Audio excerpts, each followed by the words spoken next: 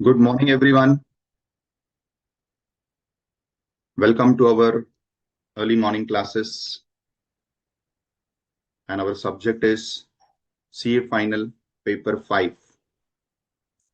The subject of indirect tax, which covers GST, which covers custom. And today, we are going to have a thorough revision of the first two chapters that we completed in the previous class. Plus, we will discuss exam-related questions so that you'll also be completely through with how to handle the questions in exam. But yes, before that, since you all would have studied now both these topics at your end, I would like to first start with your queries.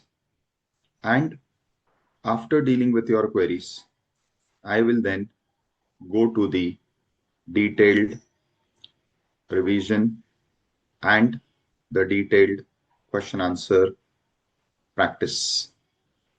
So you can unmute yourself. We'll start with your queries.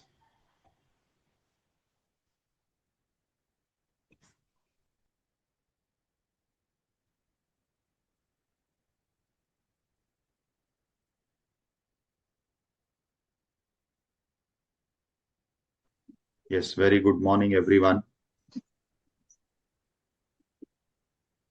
Yes, Sai Kiran, you can ask your doubt. Hello, sir. Yes. Sir, regarding oil marketing companies and petrol bunk transaction is there. Now, in that, I'm having a doubt, sir. Generally, what oil marketing companies will do is generally the price fixed by the government is 110. Hello? This is for whom? Which company? No, sir. Generally, I'm telling oil marketing company and petrol bunk. Okay.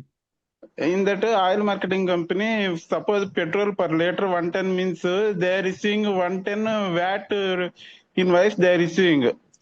But no, the 110 is price fixed means they have to give some 5 rupees commission to petrol bunk.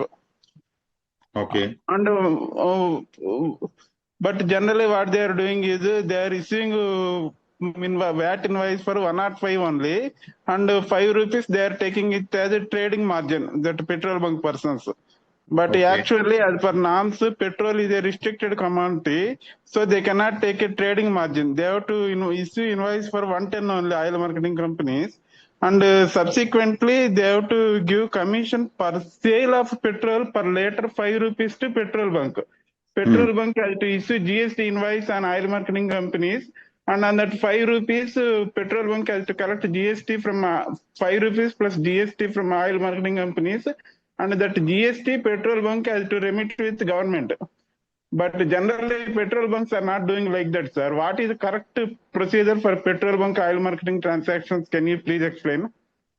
Hey, we have to first understand what is their contract. Now, as you explain the contract, according to your explanation, if 5 rupees is the commission and not the profit margin, in Yes, that sir, particular case, what you said at the start, that they should issue a GST invoice of this 5 rupees plus the 18% GST. No, here issue is not a contract, sir. It will be general because petrol price is not traded with margin, trade margin. It is a fixed price. So 110 rupees they have to issue invoice. But generally they are not doing that. They are doing 105 issuing 5 rupees. They are taking commission and nobody is paying this GST. And in income tax or GST, nobody is questioning that returns, or it is going on like that. That's why I got doubt. Nobody is questioning and no scrutiny is coming. Again, I'll repeat. You'll have to first see their contract. See, this is a huge industry, right? And what, as you said, it is a regulated commodity. The prices are predetermined. So in all these cases, there will definitely be a contract. You'll have to see the contract between these oil bunks and the marketing companies and what that contract says, whether they are allowed margin or whether they are supposed to earn commission. that will decide whether GST is applicable or not. If what they are getting is margin, in that case, GST is not applicable because it will be directly purchase and sale of petrol. If not, if it is in the nature of commission, then GST will be applicable. So, but I will have to see what is their exact contract, and accordingly we No, will. no, here the 5 rupees margin question will not come, sir. That is because So, it is a but that's what restricted I'm trying to commodity. say. You're not understanding my point, but I have Hmm. not read their contract, so I cannot give you a direct comment on this No, no, until I am unless. asking you not to read individual contracts, sir. I am asking you general procedure for petrol bunk oil marketing companies. That I That's am what I'm asking saying. I general. have not seen their procedure. That is what I'm saying. I have not seen their procedure, so I cannot comment on that. Maybe I'll check with my group. If anybody is handling that, then I'll get to know what is their procedure. Accordingly, I'll be able Please, to I answer. want that, sir, because so many persons are not able to clarify my doubt. That's why I asked you. No problem, beta. So we'll have to see. It is a very particular industry. So until and unless you have seen that industry, you'll not be able to answer this question. Right? Yes, If sir. I answer this question vaguely, it will be incorrect on my part. Can you please inform next sessions?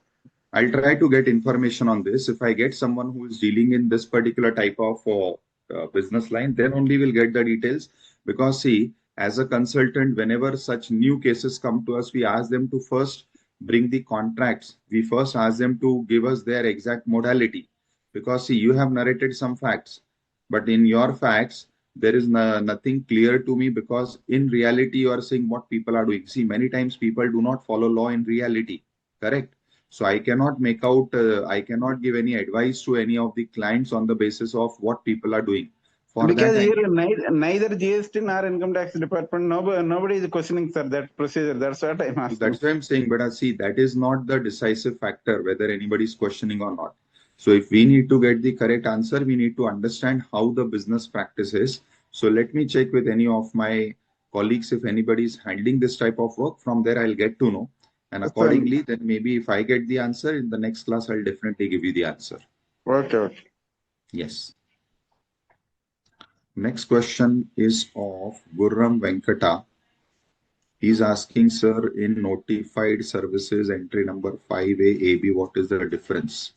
Okay, so let me first share my screen so that we can take up the specific query.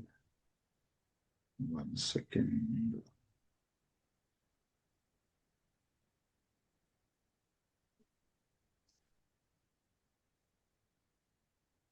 Okay, so you are saying difference between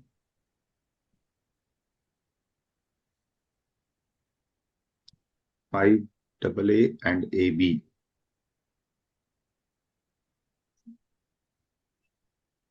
But a 5AA and AB is so clear. See, I have written here also. 5AA is for renting and 5AB is for renting of commercial. 5AA is for residential. 5AB is for commercial. It is very clear. I did not get why you have this question. See, I have written here also.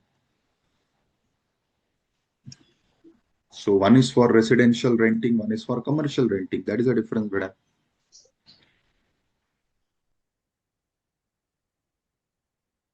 Gurram Venkata.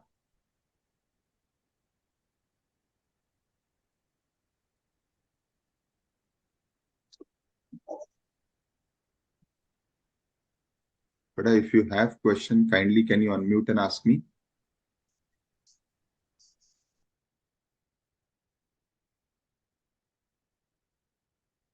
See that this is the difference. One is residential renting and the other is commercial renting.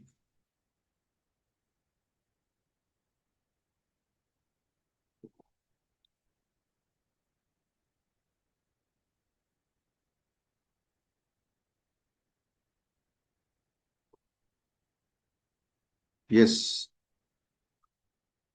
students, who else is having a query? Kindly put your queries on any specific point that you have not understood. We'll discuss that first and then we'll proceed.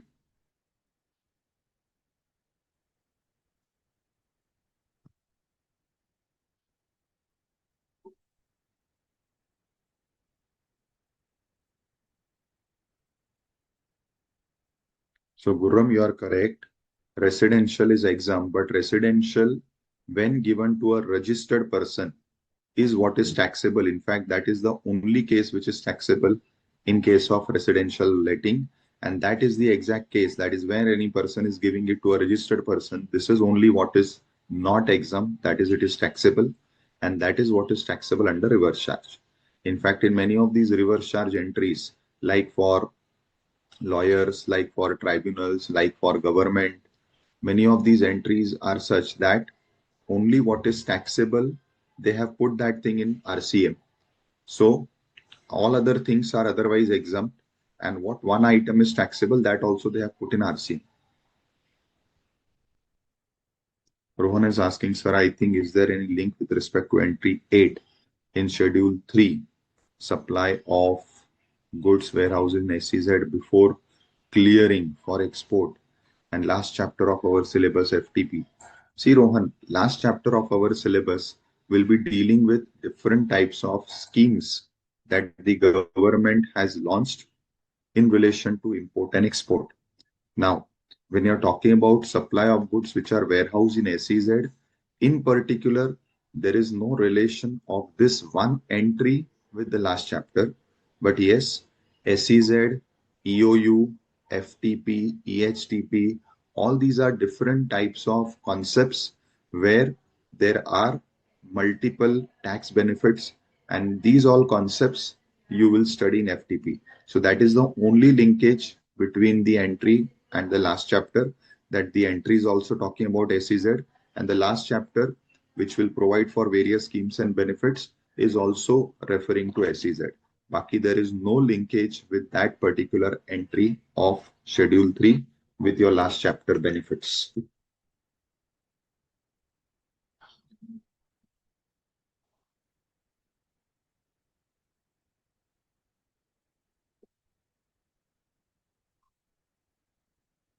Students, I thought there would be many questions.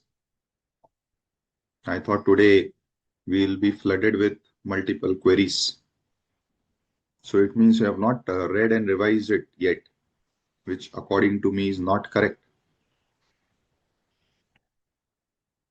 How promoter will pay GST? See, if you're talking about this particular case, so what is covered in 5B and 5C? Whenever a builder developer is doing construction of a project, and for that construction, the builder developer purchases the development rights or it takes the land on lease. So here the supplier is the person who is owner of the land, who is giving the land development rights to the builder, or who is giving the leasehold rights to the builder. Now, in such cases, when the law says tax is payable under RCM, the provision is such that when this project is coming to an end, at the time of completion of the project, the builder developer, as per the calculation given, will compute the value of the development rights.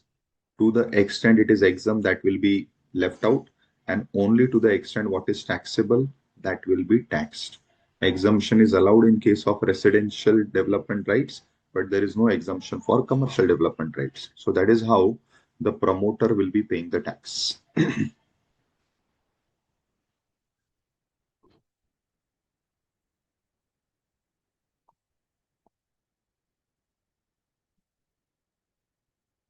Understood, beta?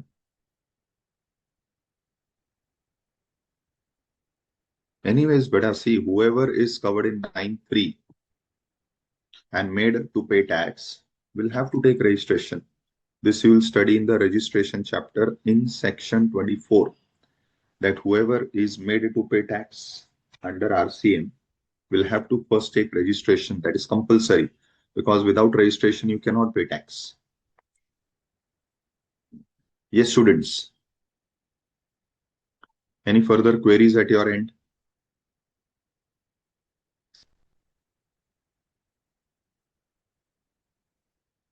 No?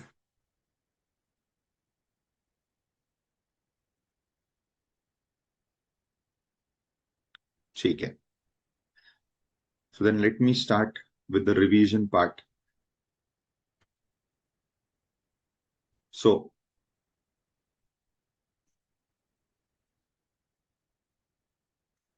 But how to make invoice, we'll study in the invoice chapter.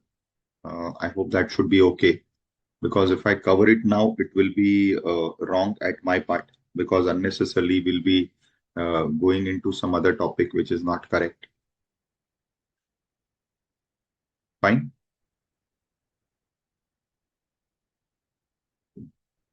Okay.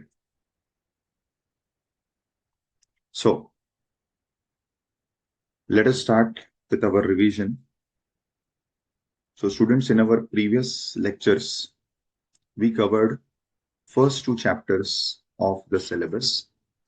Now, in these two chapters, the very first chapter that we dealt with was the concept of supply. Now, as we discussed, supply is the taxable event under GST. So what do you mean by taxable event?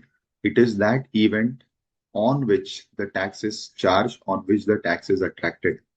Now, even though supply is a generic word, but when it comes under the GST law, it has been given a very technical and a very specific meaning. And in order to understand supply, what is finally a supply, what will be covered under GST, I have made 3 steps. So if you understand supply in these 3 steps, it will be very, very helpful, firstly. And secondly, whenever you will apply this to your questions, it will always result in the correct answer. So the step 1 is you should first identify whether the transaction fits in the no supply list. If the transaction fits in the no supply list, then there is no question of going ahead with the definition of supply or finding out whether it is supply of goods or service. Second, if the transaction is not fitting in Schedule 3, that is, it is not kept outside GST law, then comes the second step. Check whether you satisfy the conditions of the definition, which is given in section 7 bracket 1 in different clauses. If you satisfy any one clause of section 7.1, your transaction becomes a supply. Now, while doing this, if you are in clause C of 7.1, you have to also check Schedule 1, because section 7.1C has a linkage with Schedule 1, and only those transactions which are falling in Schedule 1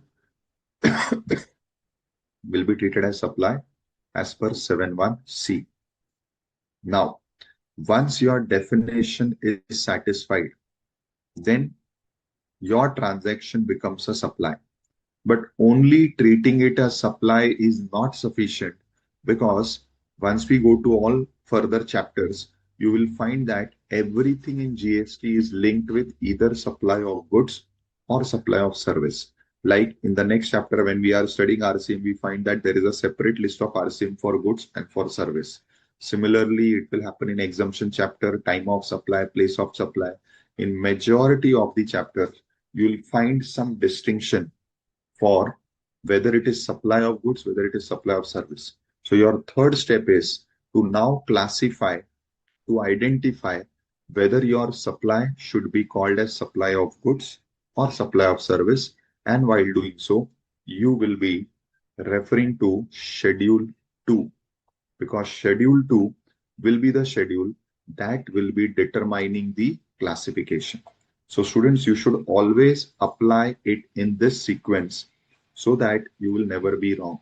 So I just made out a pictorial presentation here. So let us say this box represents the commercial transaction, or let us say it represents a transaction given in your exam question.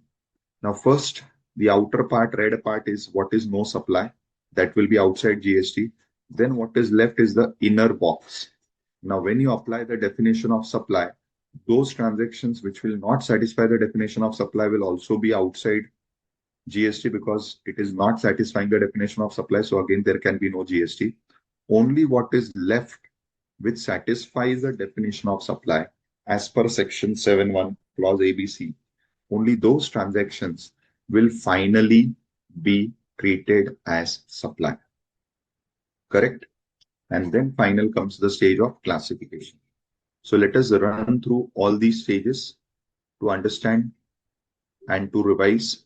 So our first step is to identify what is not going to be a supply, what the law has itself kept outside the definition of supply expressly. So this will never be a supply in any case. So this is as per section 7 bracket 2 of the section 7, which is the supply definition section. So section 7 2A says that certain items are given in the schedule 3, which will be no supply. And then clause B says furthermore items which are no supply will be given by way of notification, and then there are some circulars further clarifying it. Now, what are the items which will be no supply as per schedule 3? So first is your employment. So whenever you are in employment, whatever service you, that is the employee, is doing for the employer, that service is outside GST. In very simple words, if I have to speak from income tax perspective, whatever falls in income from salary, you have to keep this one thing in mind, students. See, this will be the most easiest way to identify. So whatever is given in your question, and it is asked whether there will be GST on this or not, you have to test it from this lens that if I'm doing income tax, whether I will treat this as part of income from salary. If your answer comes yes, this will be treated as income from salary in the income tax law. Whatever it be the name, it may call it as wages or salary or allowance or commission or pension. You know what? There is a huge list of items which are falling in income from salary. So whatever is given in the question, if it fits in your income from salary, in that case, as per Schedule 3, Para 1, it will be outside GST.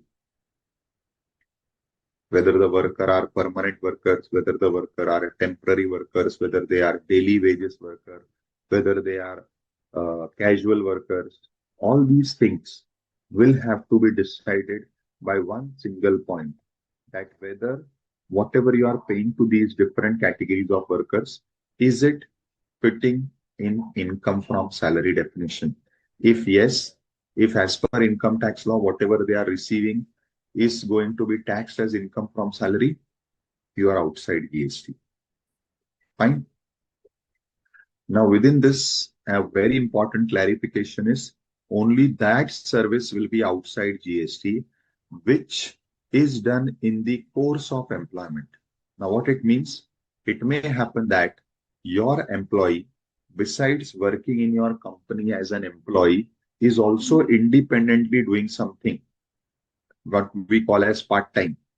So part-time, whatever is doing, so let us say your employee, besides working in your company, is also filing returns, is also doing some income tax practice for his clients. Now, in such cases, if tomorrow the same company approaches its employee, Acha, you are expert in income tax, we have this income tax matter, kindly you handle that and we will pay you your fees for that. Now the question is whether this fee is paid by the company to its own employee for handling the income tax matter, will it be covered in GST or not? Again, the answer is you have to test it from the same lens, that this service fee which the company gives to its employee for handling the company's income tax matters, whether this service the employee has given independent of his employment. It means whether the employee has acted in the capacity as employee or in the capacity as professional for that work. If your answer is no, this particular work is not covered in the salary contract. For the purpose of salary, this is not covered. It means the person has acted in its independent professional capacity. Even in income tax, that remuneration for the service will be covered under the head PGBP and not salary. That will be the deciding factor to get your answer. So in such cases, it will be qualifying as a supply. It will not be putting in Schedule 3 because the amount paid by the company to its employee is not related to the service. So students, this is the most crucial deciding factor. Kindly understand this. Once you are able to distinguish this, that whether it is part of the contract of employment or not, that will be the deciding factor. Then comes point number 2 and point number 3. For point number 2 and 3, I gave you another rule. That is where anything which is done is a constitutional statutory duty or a constitutional statutory function is outside GST. So again, you have to test this, that the person who is providing that service, who is doing that act, whether that person is required to do it as per constitution. If the answer is yes, it will again be outside GST. So what all things are covered here? So under entry or para 2 of schedule 3, the services of courts, services of tribunal. Then in para 3, functions done by members of parliament or of state legislature or of panchayat or municipalities or other local authorities. Further, duties which are performed by persons who hold any position created by the constitution. So I gave example of CNAG. And lastly, duties which are performed by a person as the chairman, director, member of any body which is created by the government. In all such cases, whatever they are doing, their functions are constitutional statutory functions. Hence, the charge, the fees for that will not be attracting GST. Then comes para 4. Para 4 deals with what? It deals with those activities that is done after the person dies. So in different customs, there are different activities. So there may be funeral, there may be burial, there may be crematorium. So whatever is the activity done as per your tradition, the charges for doing that activity is outside GST.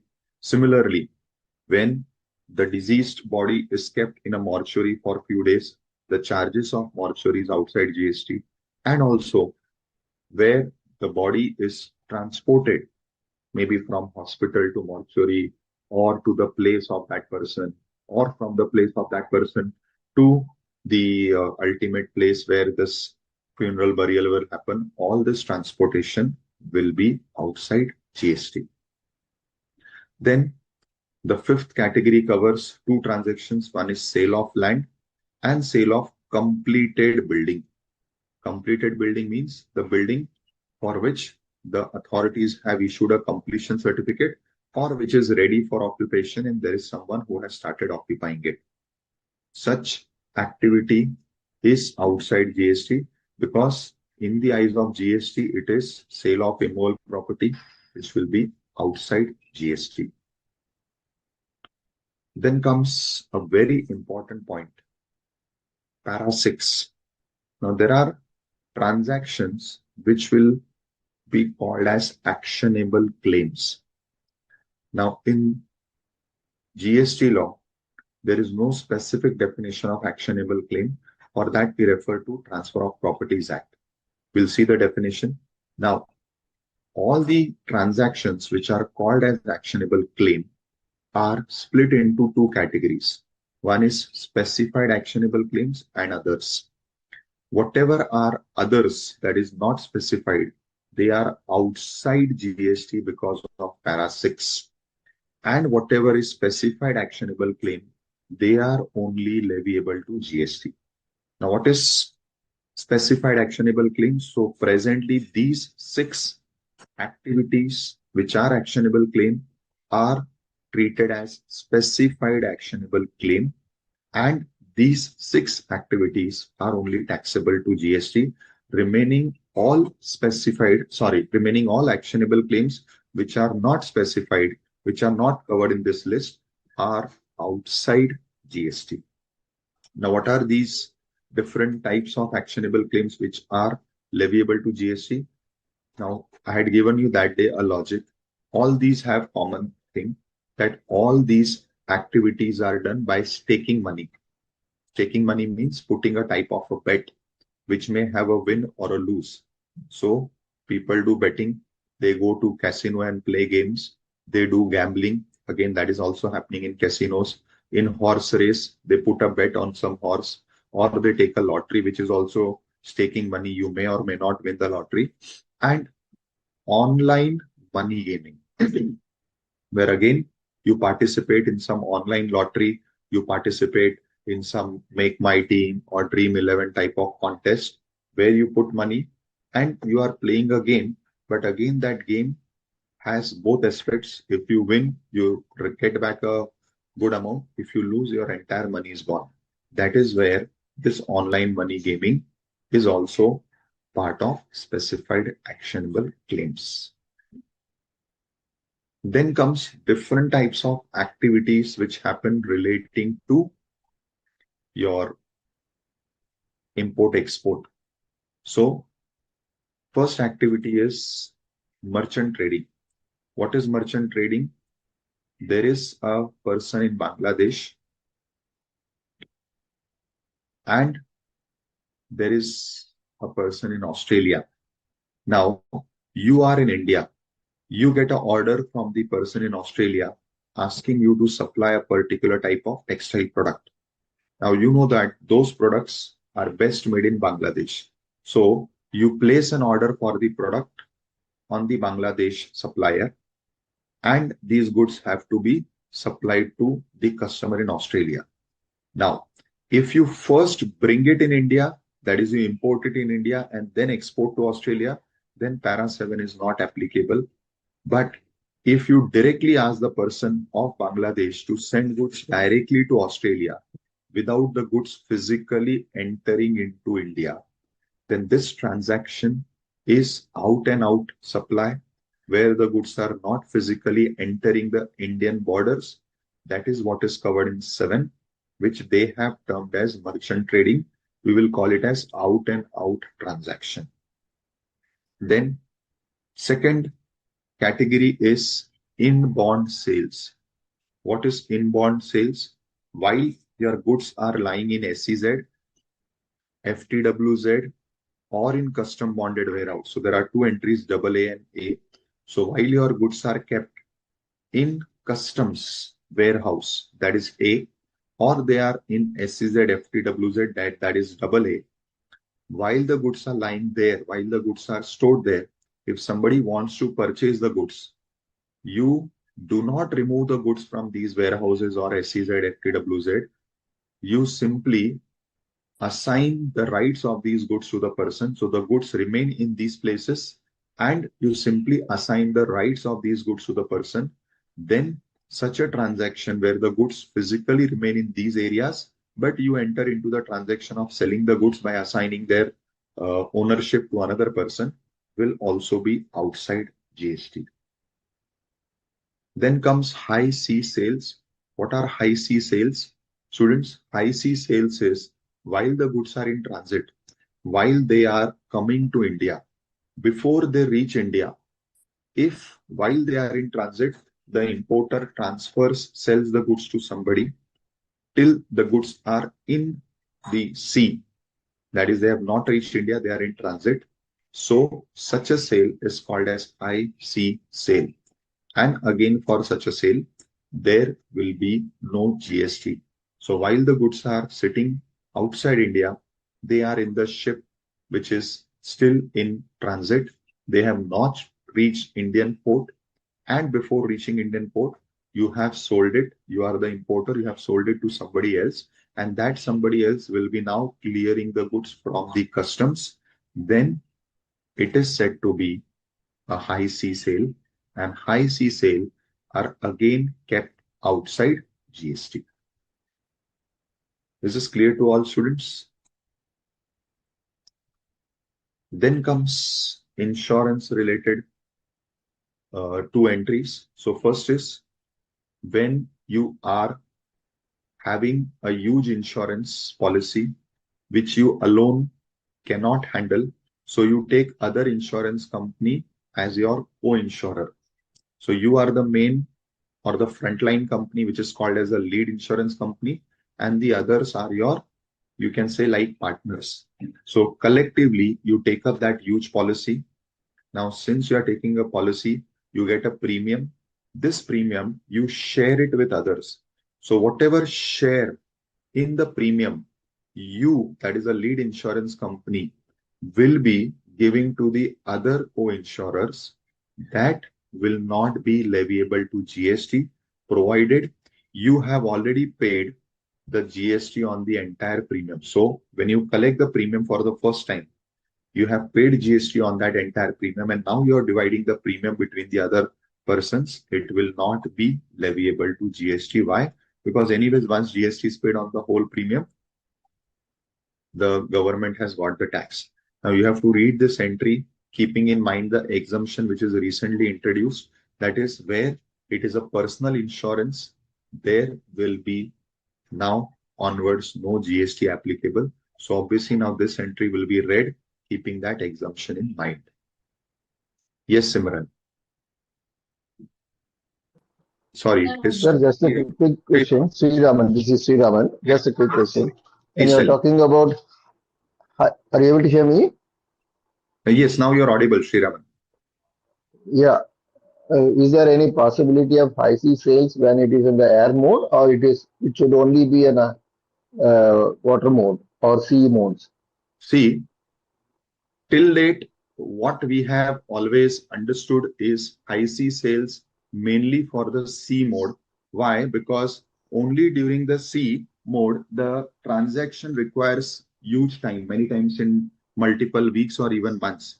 So at that time, there is a sense making the high C sales contract. While the goods are being transported through air, it will be at your place within a day. So by the time you get a customer and you discuss with them and you finalize something, the goods may have reached the port. So that is why the particular word is specifically high sea sales. If they would have, if they wanted to cover even the goods which are transported by air in this category, then the term would not have been high sea sales, it would have been goods in transit or something like this. So practically, because the transportation by air will be completed in a day or a two, that is why this particular thing will not arise in case of transportation by air. Okay. One more added question to this. Yes. Yeah. One more added question to this. For example, I need an item, as you rightly said, between Bangladesh and Australia supply. So I am in need of material which I am ordering to, say, for example, the supplier is in Sweden. Okay. But actually the manufacturer is in Germany. So what happens is the material is getting dispatched from Germany to Sweden or from Germany to directly to me in India. If that there is a sale happening in between, how do you call it as? It is. See, interestingly, you are, in your example, you are purchasing from the Sweden person, right? Exactly. And Sweden person I have is ordered it to the Sweden person. correct. And the Sweden person in return has ordered it to the German person, right? Yes, yes. So in your example, the sales are, one sale is between you and the Sweden person, another sale is between the Sweden and the German person, correct? Yes. Now the first sale, which is between the German and the Sweden person, is anyways outside your category. Why? Outside your category means I mean to say the Indian taxation category, for the simple reason that Indian taxation cannot apply to transaction which is happening between two persons and the transaction is also happening outside India. So anyways, that sale you need not cover in any of these schedules. Reason being, it is anyways happening between unrelated persons or non-resident persons, and the sale is also happening outside India. So automatically it is outside the entire GST law scope. So we don't require Schedule 3 But to keep it outside. it is on the way to me as a supply. That is where I am asking. It is shipped directly to me. See, But that is what I'm saying. So, but the point is, see, final concluding answer is simple. It is also outside GST. But for that, we do not require a separate entry in Schedule 3. Reason is the entire scope of that supply is outside India. Understand this. See, there are transactions happening in the entire world.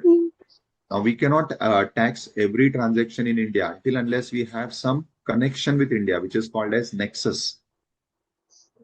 So for the first transaction, we have no nexus because the supplier, the buyer, the sale, everything is happening outside India. Yes, for the second leg, where the transaction is between the Sweden person and you, which is having a connection with India, that is what will be taxed to you at the time of import. So when these goods will finally come to you, the transaction between you and the Sweden person gets taxed in India in the form of imports. Thank you. Thank you. Yeah. Okay.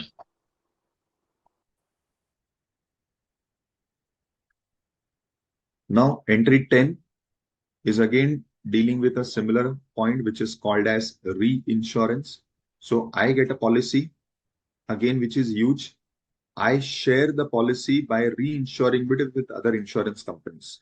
So similar to co-insurance, the other concept which is very prevalent in insurance market is reinsurance. So whenever I take the full policy in my name and then I get the policy reinsured with other insurers, in that particular case, it is called as reinsurance. Now, in case of reinsurance, interestingly, I have to pay a commission for this whole policy to my agent. But since I'm getting it reinsured with other insurers, I will also be charging them the commission. So this commission which I'm charging will be deducted from the amount of reinsurance premium. So I have to pay them reinsurance premium and I have to collect from them the amount of commission. So obviously both are netted and I have to only pay the difference. So again, the point is this reinsurance commission, whether it will be leviable to GST. Again, the answer is it is not leviable to GST. Reason being, anyways, when I am paying the first commission, I have paid GST on the total commission. Again, when I'm passing on the commission below, there will be no separate GST. Now, besides Schedule 3, no supply is also provided by way of notification.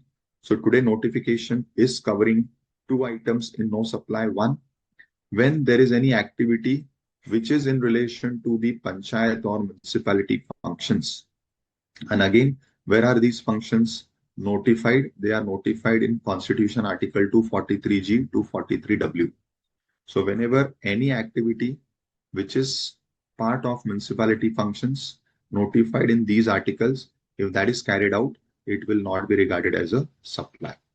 And the act which is done by the state government of giving license is a supply. However, by the notification, they have specifically kept out one type of supply, that is act of giving the liquor license. So liquor license giving is kept outside GST through the notification. Then in circulars, they have kept outside GST one transaction, that is where you are in the transportation business, you are a passenger transporter, you run buses between different locations. So one location is Mumbai, another location is Goa. Now when you are your bus is commuting between this particular place. Now both these are your own offices in different states. This is in Maharashtra, this is in Goa. Now this is called as distinct person in the eyes of GST. So when you have multiple registrations, each registration is treated as a distinct person for the purpose of GST. So these two, even though your offices are treated as two different persons, this is what is the logic of distinct person. Now, in this particular case, whenever the goods are transported or the passenger is transported, there is no doubt that the goods or passenger transportation is leviable to GST. That is clear. But some people were thinking that my bus which is traveling on this route or my truck which is traveling on this route also becomes a supply. So they were treating as if my Mumbai office is supplying the bus to my Goa office. So it has been clarified. This type of movement of what? Movement of your mode of conveyance, that is the bus, truck, etc., will not be treated as supply. On the similar lines, when you get a contract where you require those type of items like cranes, etc., which already have wheels. So you are shifting the crane from one place to another, and how the crane is going? The crane is going by itself driving. So in such cases, again, when such type of items are sent to the site where the work has to be done, there is no supply of those items. You are not selling the crane to that site. You are only providing the services of crane to that site. So service of crane is taxable, not the sending of the crane. And then finally, vouchers. There was a lot of confusion. So now it is clarified that when vouchers are sold, there is no GST on sale of vouchers, because sale of vouchers either will be considered as money or it will be considered as actionable claim.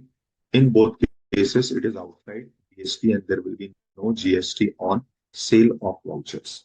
Now, after understanding what will always be outside GST, so these specific transactions, whenever you get in your exam questions, you have to simply say that it is outside GST as per Schedule 3, as per notification, or as per circular. Now, other than these transactions, for remaining transactions which are happening day in, day out, now you have to determine whether these transactions fit in the definition of supply.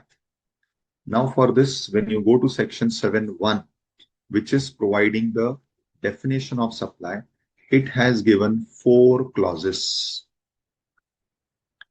Your transaction fitting in any one of these clauses will be a supply for the purpose of GST.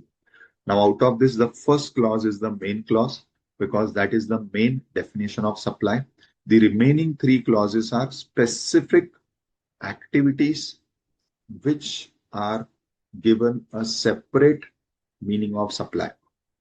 So before we go to the specific activities, let us understand what is the main meaning, what is the main definition of supply. So as per 7.1a, in order for your transaction to be treated as supply, the first requirement is there should be some form of supply. Now, what is a form of supply? That is also defined. It may be in any of these forms, sale, transfer, barter. So let me call the form of supply as a commercial transaction. So there should be a commercial transaction. It should be of goods or service. Then it should be done for some consideration and it should be done in the course or furtherance of business. So when all these 4 limbs are satisfied, there will be GST applicable. So first is there should be a commercial transaction like sale, barter, exchange, giving on rent. It should be of goods or service or both. It should be for some consideration and it should be happening in the course of your business. If any of these elements are missing, the transaction will not be treated as a supply. However, in the further 3 clauses, one of these elements are missing, but the law has specifically asked you to treat them as supply. So in clause AA, what is missing is that there are no 2 separate persons. So what is clause AA covering? Clause AA covers a transaction where a club is doing some type of transaction with its own members. So if you join a club, the club charges you a fee, and against that fee, you are allowed to enjoy the facility of the club. Now, the club may be of any type. Now, in this particular case, where the club was unregistered, a very big question was that unregistered club and its members, in the eyes of general law, they are one and the same person. They are not different persons. So if an unregistered club is charging a monthly fee or an annual fee, and against that it is providing any facility service to its members, whether that will be a supply. So there was a judgment of Kolkata Club by the Honorable Supreme Court which said it should not be treated as a supply. However, to overcome that judgment, this clause was entered, and this clause in its explanation specifically said that in spite of anything given in any judgment of the court or decree or order, we will deem that the person, that is the club and its members, are separate persons. So this shall be deemed, and once you are deeming that they are separate persons, then automatically the transaction between them will satisfy supply test. So clause AA is excluding one of the conditions, that is there may not be separate persons. Then clause B, which deals with only one activity, that is import of service, has said that if you are importing service, whether for business or even for your personal use. So here the condition of furtherance of business is absent, but for this one type of activity, the business condition has been relaxed. And then clause C covers certain activities which are mentioned in schedule 1. For these activities, the condition of consideration is relaxed. So for these activities which we are going to read in schedule 1, even if they are done free, it will be leviable to GST. Fine. Just give me a minute, students.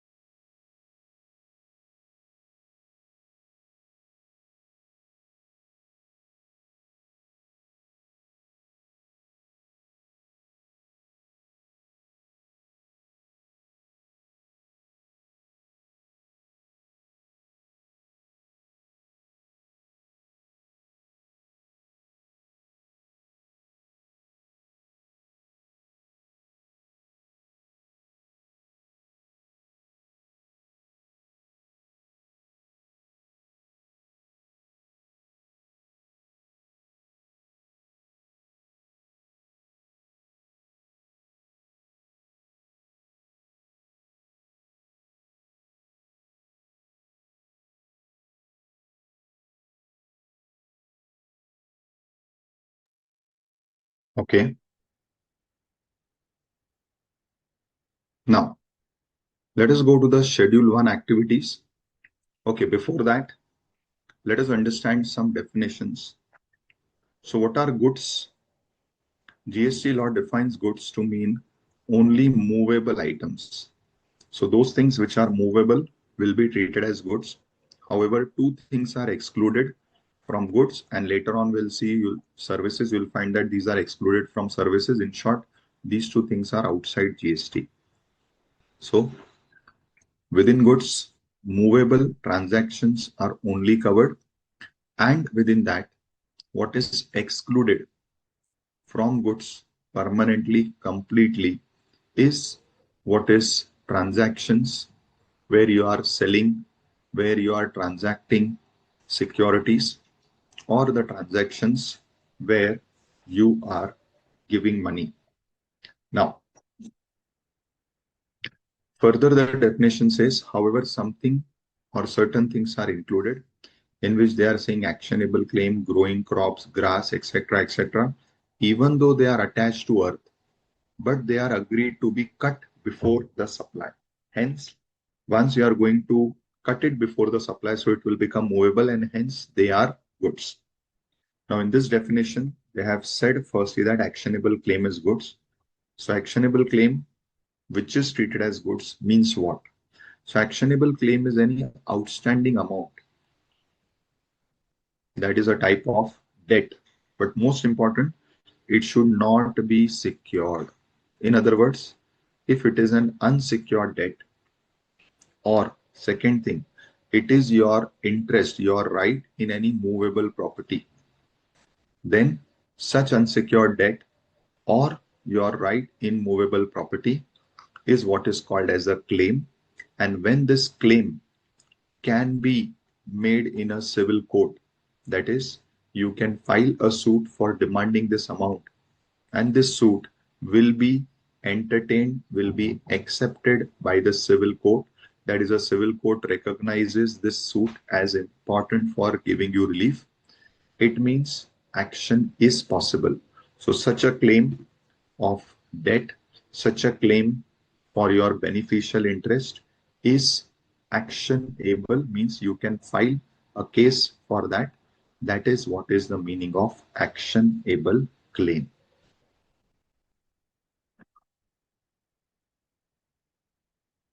Now we go to the definition of services. How is service defined? Service is defined very extensively. Service is defined to mean anything other than goods.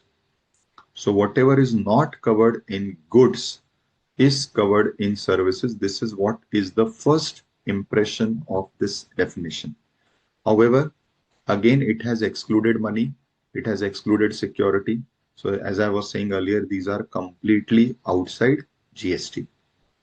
Now, it further says that certain things will be included in service. So money is outside, but giving money for use, like loan, etc., that is very much a service.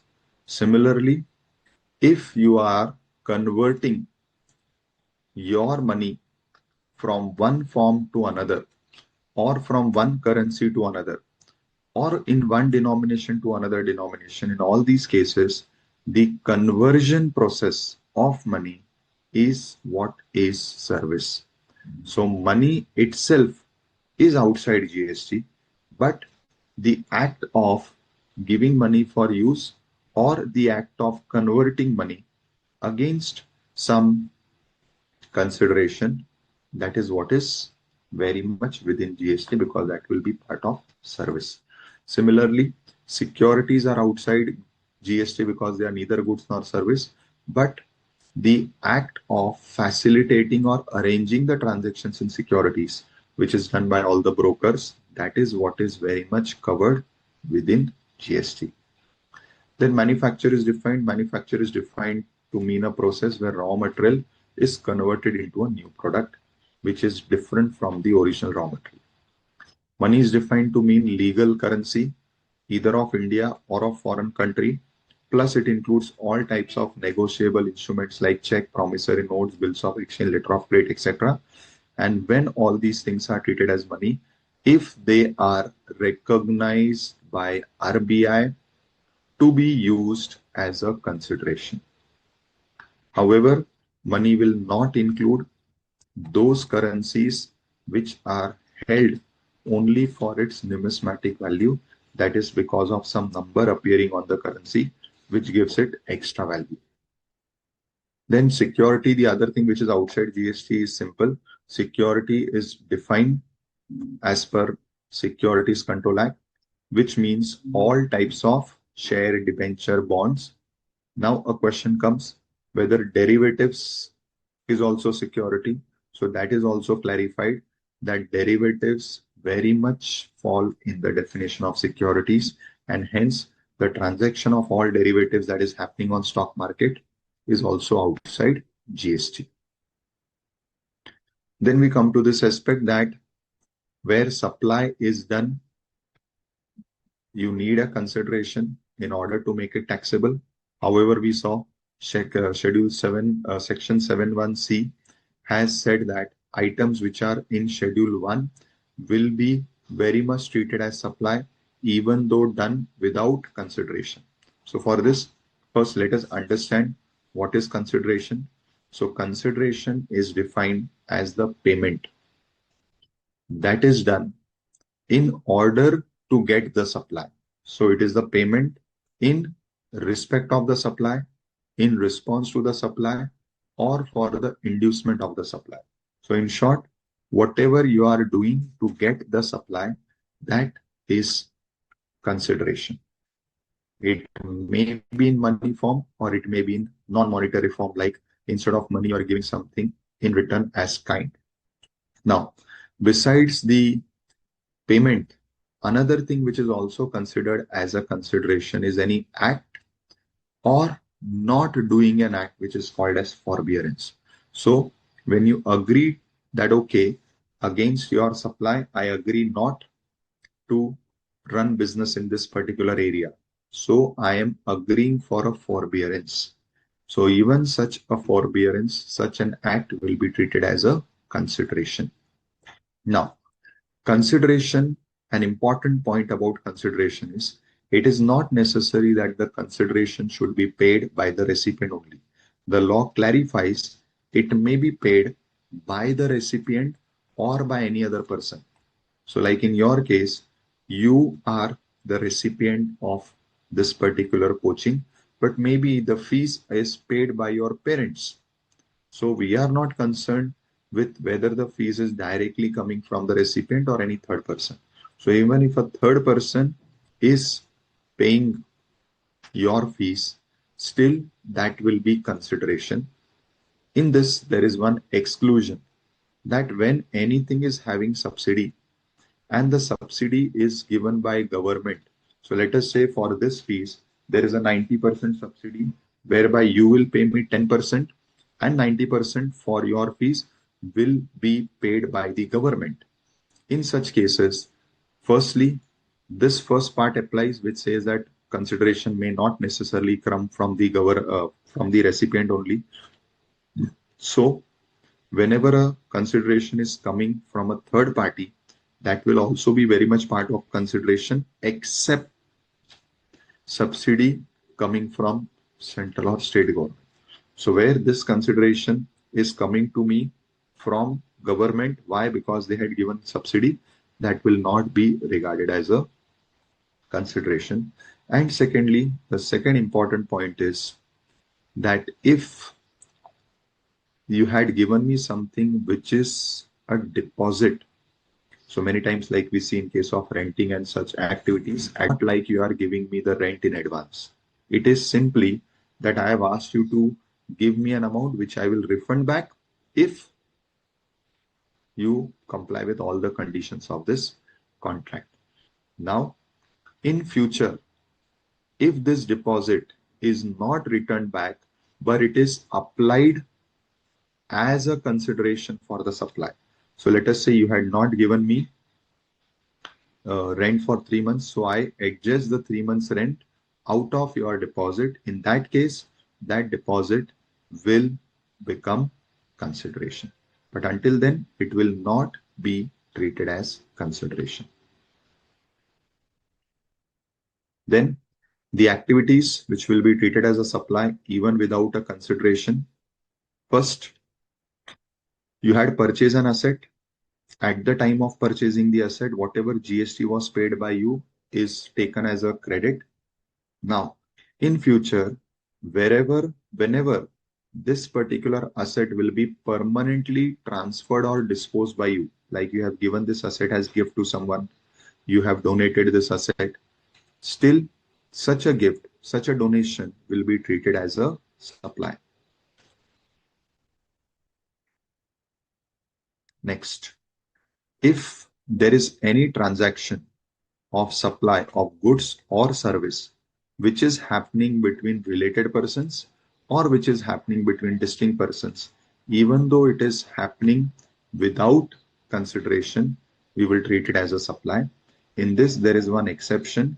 The exception is that whenever an employer is giving gift to an employee, that gift, if not exceeding 50,000 in a year, that gift will not be falling in this particular entry, and that gift will be outside GST.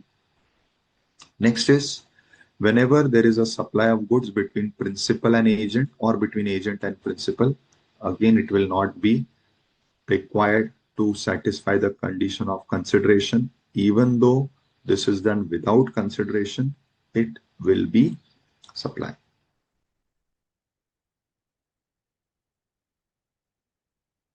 Now, who are related persons? So related persons means directors of the company, partners of a firm, employer and employee, and then those people who either own or control your business, your entity. They are all said to be related to you. Then even your family members who are part of the same family are also treated as related. Now, who is treated as family? Your spouse and children. For this, there is no condition of dependency. And then your parents, grandparents, brothers, sisters, provided they are wholly or mainly dependent on you.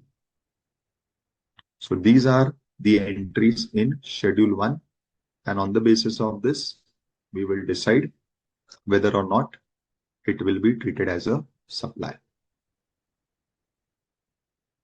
ठीक है.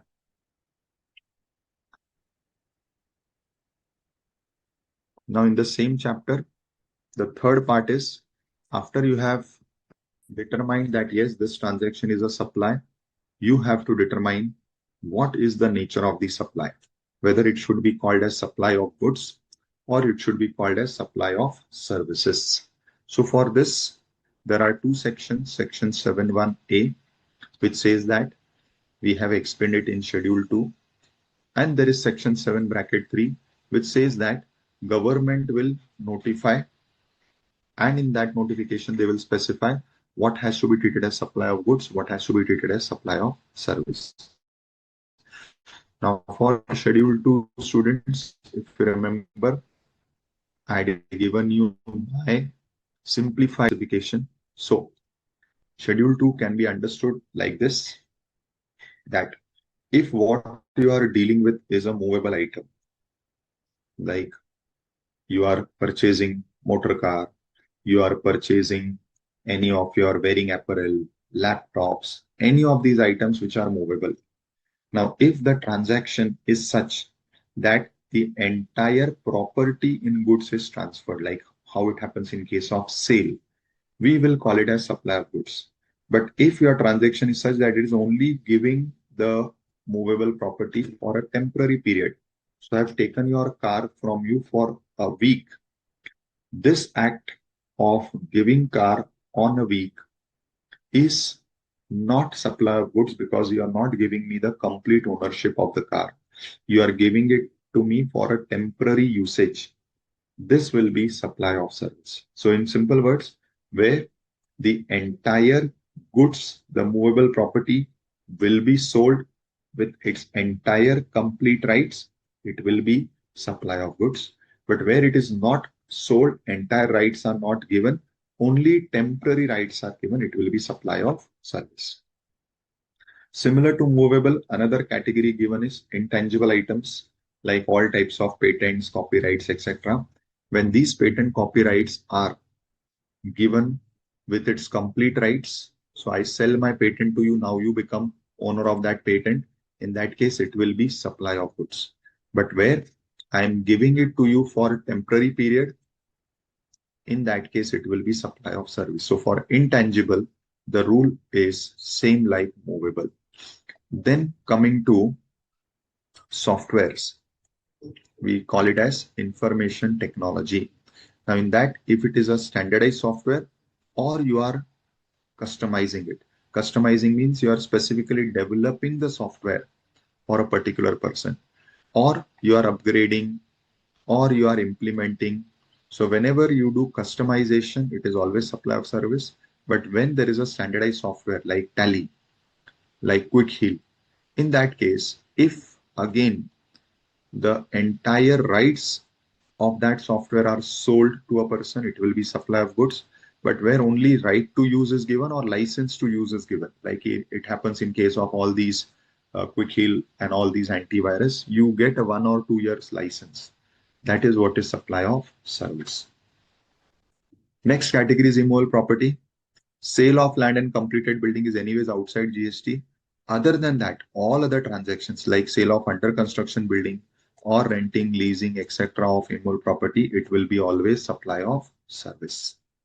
And then last category over here is some special transactions like agreeing not to do something, job work where you are working on the goods belonging to others. All these are treated as supply of service. So this is how classification is done. And then there are some specific circulars dealing with the classification. Now, students, let me take you to some question and answer relating to this topic. Before that, if anybody has a question, any question relating to this, you may please ask on the entire chapter of supply.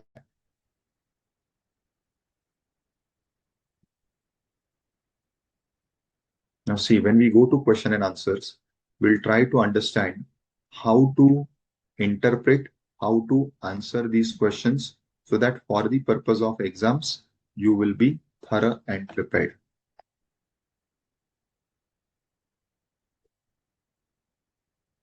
So let us take the first question. Satyamev Printers is a printing house registered under GST. It receives an order for printing 5,000 copies of a book on yoga and meditation, authored by a well-known yoga guru. The content of the book is to be provided by the yoga guru to the printer. It is agreed that the printer will use its own paper to print the books. You are required to determine the rate of GST applicable on supply of this printed books by the printer, assuming that the GST rate applicable on service is 18, whereas the GST rate applicable on goods is 12. Now students will go one by one. The first step is you have to first check whether this particular activity which is given over here, like here it is printing, whether this printing is put in schedule 3, that is it is kept outside GST. Is this in schedule 3? Answer is no. This is not in schedule 3. Hence, our first barrier is crossed that this transaction is not in schedule 3. Now, once you identify that this is not in schedule 3, then comes the second step. Now, if this has to be treated as a supply, you have to check whether the first point, all the conditions of section 7(1)(a) are satisfied. Now, what is 7(1)(a)? 7(1)(a) gives you the condition that there has to be a commercial transaction. So is there a transaction? Yes. Is there goods or service? Yes. Is there consideration? Yes. Is it in the course or furtherance of business? All these are satisfied. So even now this is a supply. Now the only thing which is left to be determined is whether it should be treated as supply of goods or supply of service. Now why this question comes? Because in this case of printing, please understand, let us say I am that author who has written book on, let us say, yoga or on meditation, and I am giving the content to you. You are the printer. Now you will be printing this on paper and making a book out of it. This is what is your work to be done. Now, whenever you are doing this, you are going to print my content on a paper and making a book out of it. Interestingly, your transaction includes element of goods also, which is paper, and element of service also, which is printing. Now, whenever your transaction is a merger of two or more activities, we have to classify it that whether it is a composite supply or it is a mixed supply. Now, when anything will be called as a composite supply, anything will be called as a composite supply if there is one main supply and the other are secondary or supplementing supplies. When it will be called as a mixed supply, when all of these items, whatever are supplied, there is no single principal supply, there is more than one principal supply, means multiple things are equally important. Now, in this particular case, where both things are there, goods also, service also, how we will do the classification? Now, students, if you remember, for this particular thing, we had studied a specific circular. If you remember that circular, we had studied a specific circular for printing, in which case they had made out two categories. One, where what you are printing and giving is something like boxes, something like envelopes, where the intention is the paper, the material. Because when I'm getting a box printed from you, it means my intention is to use that box for carrying goods, but I just want my name printed on the box. Similar is the case with a tissue paper. Like when you go to big hotels, you have tissue papers on which the name of the hotel is printed, the symbol or the logo of the hotel is printed. In all these cases, printing is done, but what is the main intent? It is the use of the goods. In that case, the circular says it should be treated as supply of goods because that is what is the main content, that is what is the main intent, that is what is the principal supply.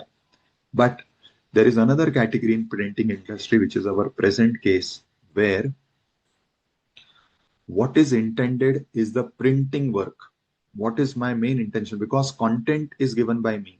So wherever you are printing something where the content is important, not the paper. So here, I am not anybody. When the person will be buying this book in the market, the person is not interested in the paper.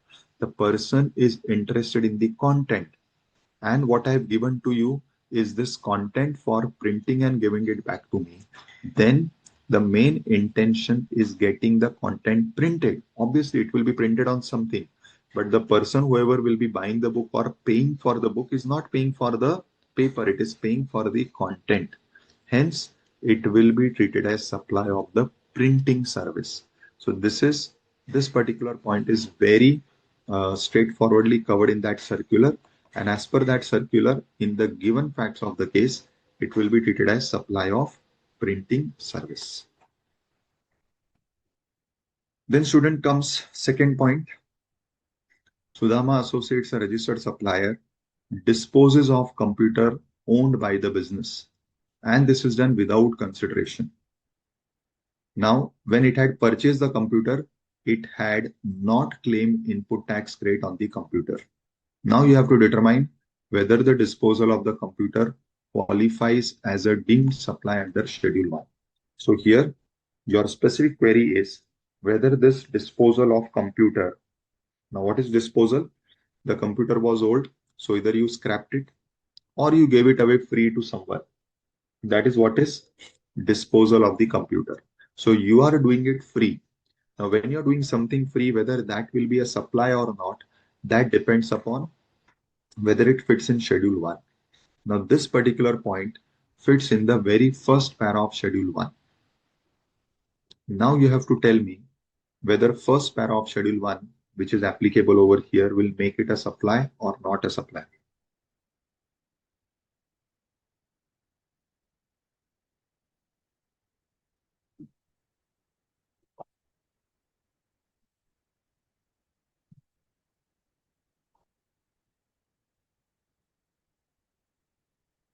Yes, you have to answer me whether this transaction will be a supply or not.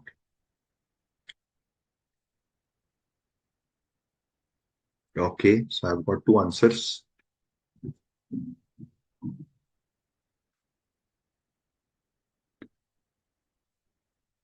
Others, what you would like to respond to this, whether this will be a supply or not a supply? So yes, both answers given by Gurram Venkata and Kanhaiya both are correct.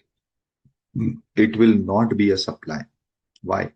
Because in Schedule 1, Para 1, where this particular thing is covered, what it says, if a business asset is disposed of, that is given away free or just thrown away because it is now scrap, that is what is disposal, that will be treated as supply only if at the time of purchasing the asset, whatever GST was paid, you have taken the ITC.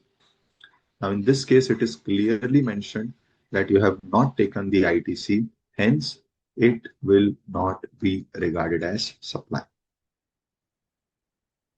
Correct? Because the condition of Schedule 1 is not satisfied. Schedule 1 specifically put the condition that you should have taken ITC at the time of purchase of this particular asset. So since no ITC was taken, hence it will not be a supply.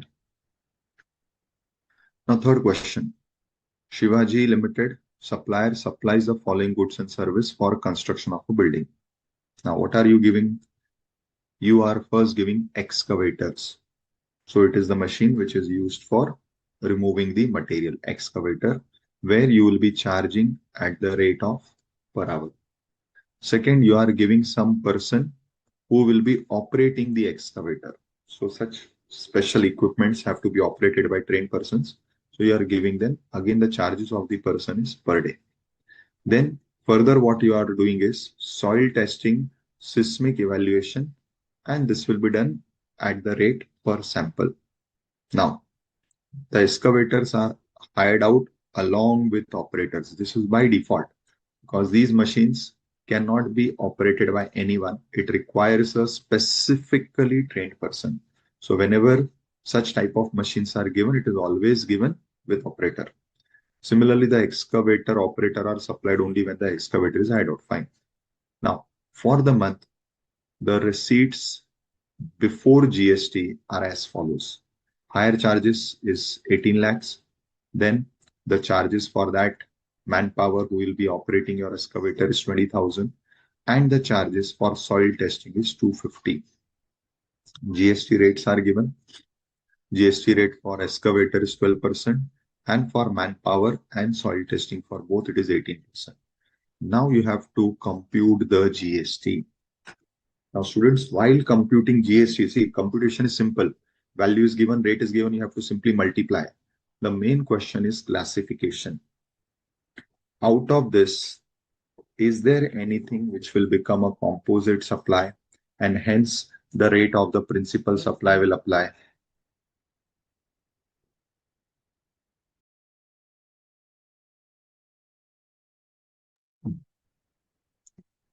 Yes, students. In this case, out of these three, because all these three are given by the same person, you have given it. So whether any of these can be combined and treated as a composite supply, this is what is the main discussion point.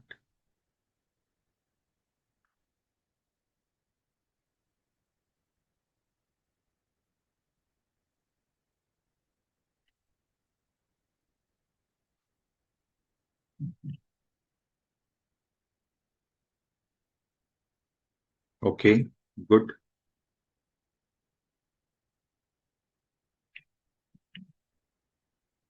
Very good.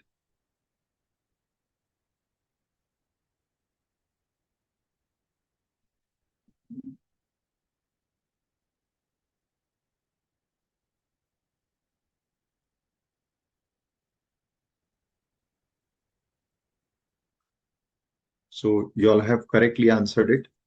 Out of these three, two supplies are composite. What is it?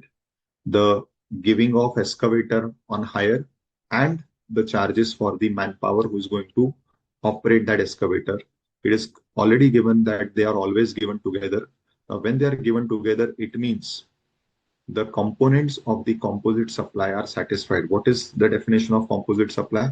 Composite supply means two or more taxable supply when they are given in conjunction. And giving it in conjunction, that is together, is naturally bundled. What is naturally bundled? This happens ordinarily in this same line of business. So both the conditions are satisfied that these are given together and they are naturally bundled, and one of them is principal supply. What is the principal supply? The giving of excavator is the principal supply, and obviously the giving of the operator is secondary. So out of these three supplies, these two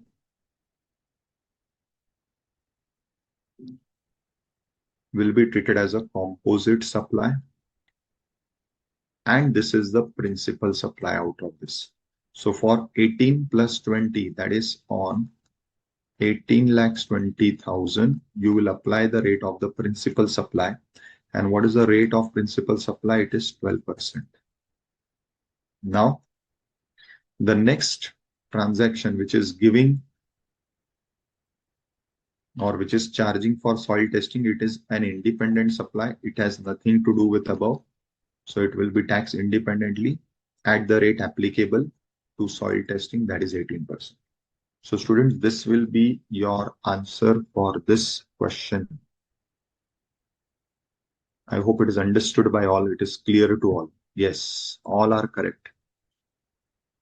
All the answers received are correct.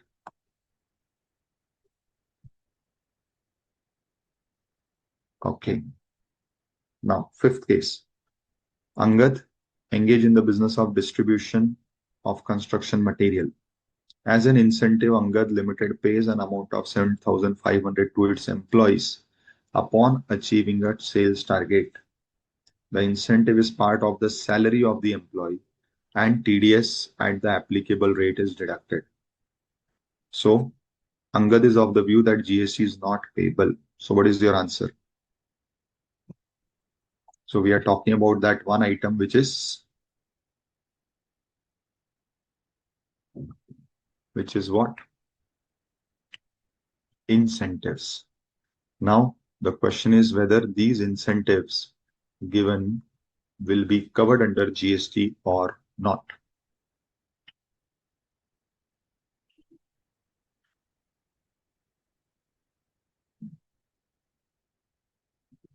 Yes, students. Whether incentives are covered or not.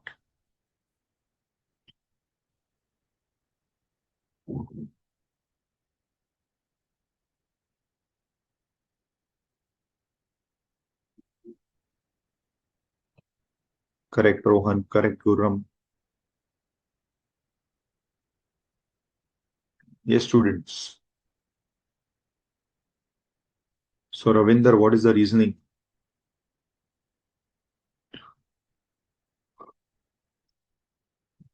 What is the justification of your answer?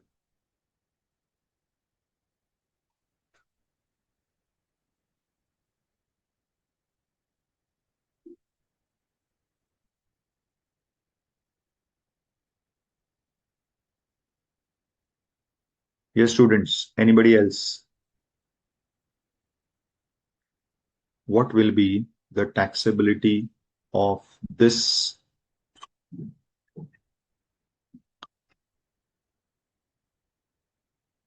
See, I had mentioned to you that you have to check whether this amount will be treated as income from salary under income tax. So you've already given incentive. Now, whether this incentive will be treated as part of salary income. If answer is yes, in that particular case, it will be outside GST. If no, Then we'll have to test it for the definition.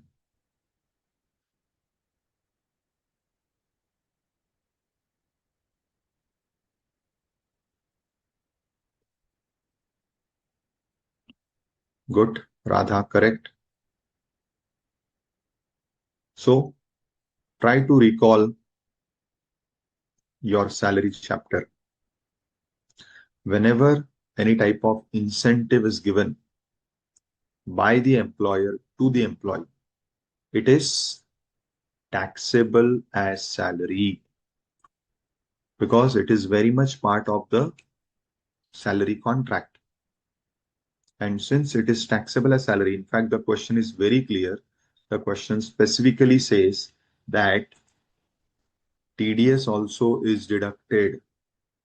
It is part of salary. It is clearly given. And it is also said that TDS is also deducted under the relevant income tax provisions. Hence, the final conclusion of this is that it will be not taxable.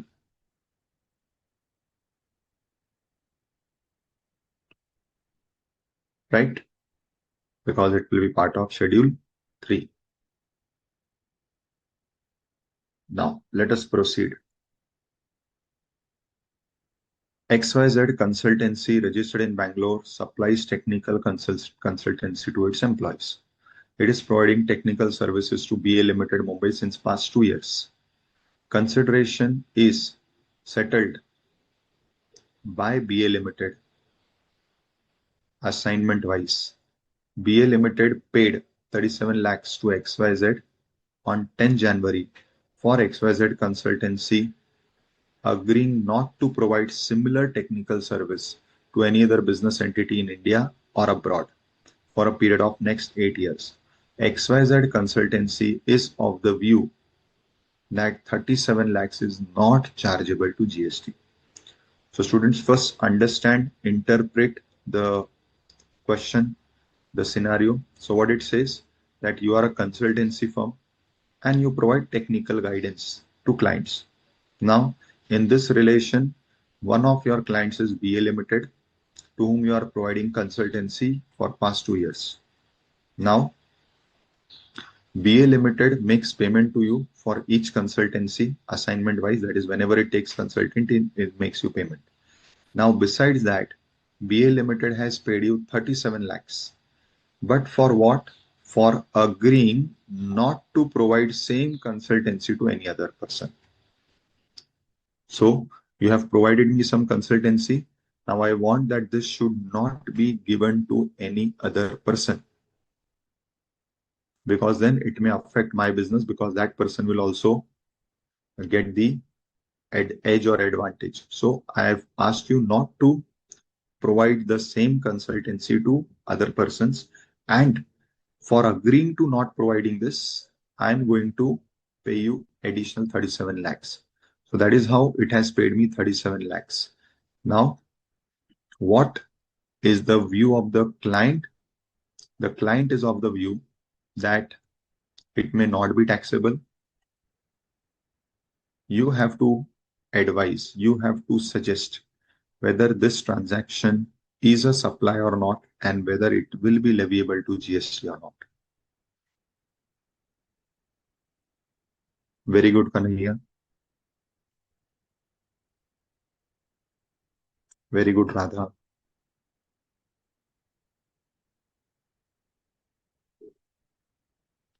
Good, Rohan. So all three of you have given perfect answers.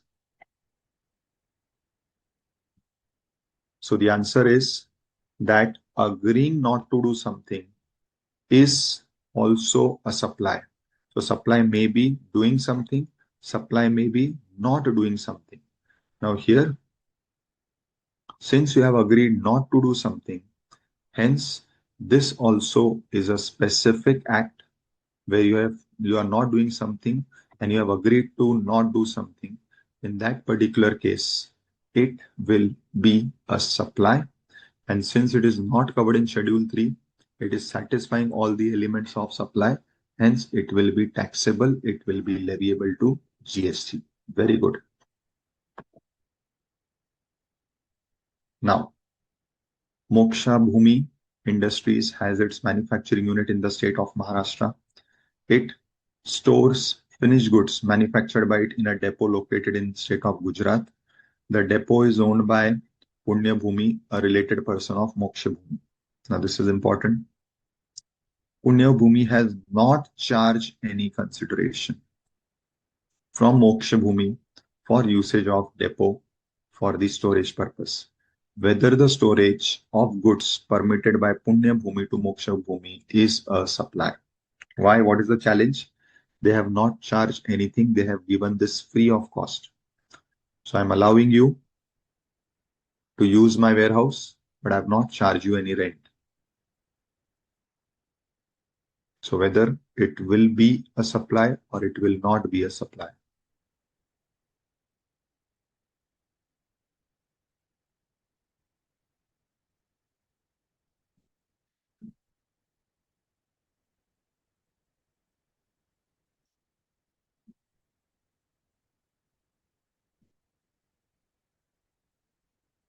Okay.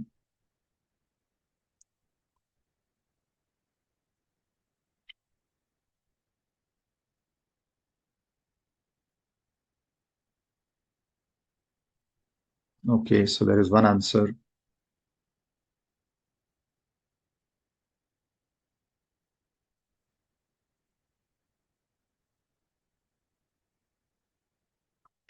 Good Rohan, good Kanhaiya. But it is not distinct person, Guram. It is related person. They are two different things. They are two different companies. So it cannot be a distinct person.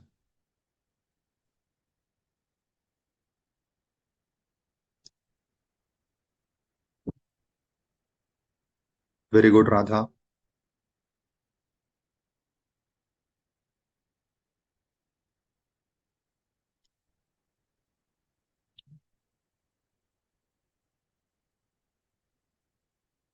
Yes, others. So students, the answer is it is a supply. Why? Because as per schedule 1, para 2, whenever there is transaction between related persons, important, and the transaction is happening in the course or furtherance of business, even though it is done without consideration, it will be treated as a supply. So here, both are related parties. One is giving its warehouse on rent, so it is a supply of service. It is done in the course of business, but no consideration is charged. It very much fits in the category of Schedule 1, Para 2, and hence it will be treated as a deemed supply.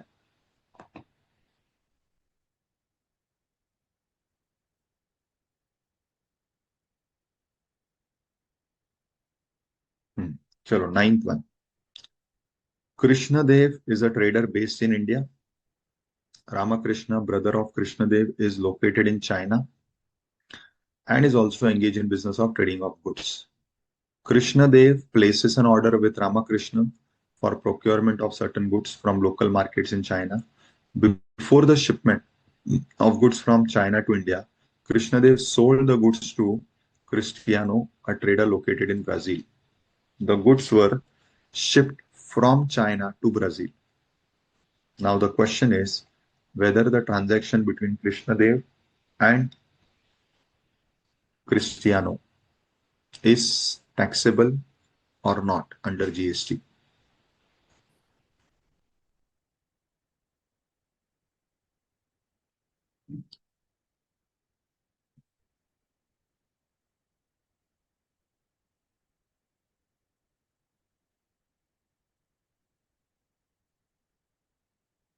Good Kanhaiya.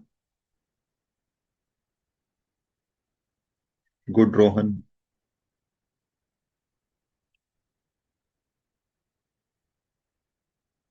Very good Radha. Correct Gurram.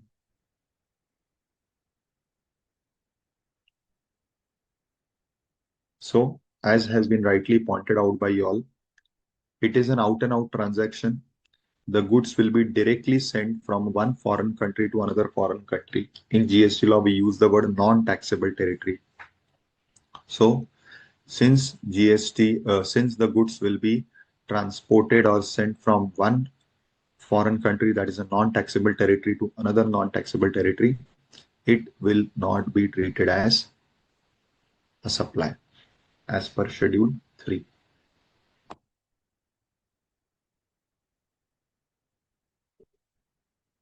Tenth is simple, it is high sea sales. Yes. Now 11. Mr. Happy, registered under GST, has a huge residential property located at prime location in Mumbai. He has let out first and second floor to Mr. Peace for residential purpose. Mr. Peace is registered under GST. He surrenders his tenancy rights to Mr. Serene for a tenancy premium of 10 lakhs on 1st June. Mr. Serene has also paid the applicable stamp duty and registration charges. Mr. Serene has agreed to pay monthly rent of 1 lakh to the owner, that is Happy. You are required to ascertain whether GST is payable on the tenancy premium and on the monthly rent. So students, what will be the answer for this?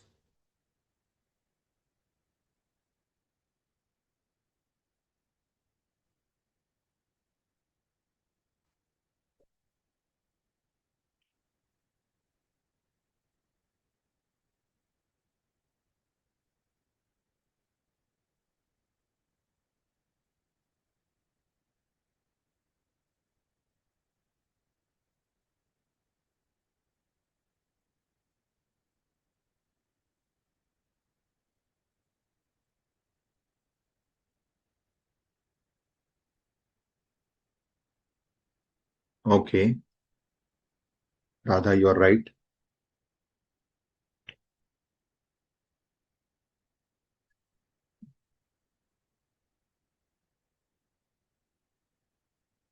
Students, tenancy premium is not a deposit. See, what is the criteria for seeing whether a thing is deposit or not?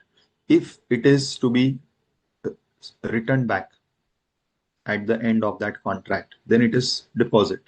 So do you return back the tenancy premium after the tenancy period is over?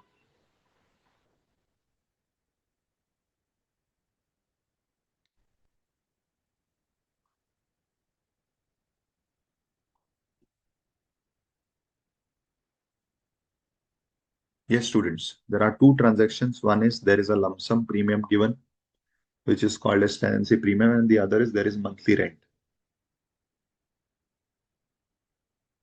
See, what is tenancy premium? I am staying in this place as a tenant. Now, if I stay in this place as a tenant for a period of time, then I get a legal right to be a tenant of that place. This is right is called as tenancy rights. Now, let us say now I do not want to stay here as a tenant. I am shifting. Now you want to stay as a tenant in my place. The law allows me to sell my tenancy rights to you so that now you will be having the right to stay there as a tenant. So normally in case of long leases like 99 years lease, I had taken the lease of staying there for 99 years. Now I have stayed there for around 20 years. Now I want to get out, but I have still 79 years of lease pending. In such cases, I can sell the lease to you for some amount. This is what is tenancy premium.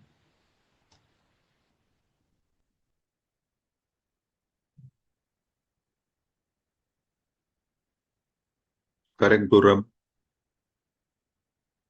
So students, the correct answer is that transfer of tenancy rights is a taxable supply, and there will be GST on the tenancy rights amount.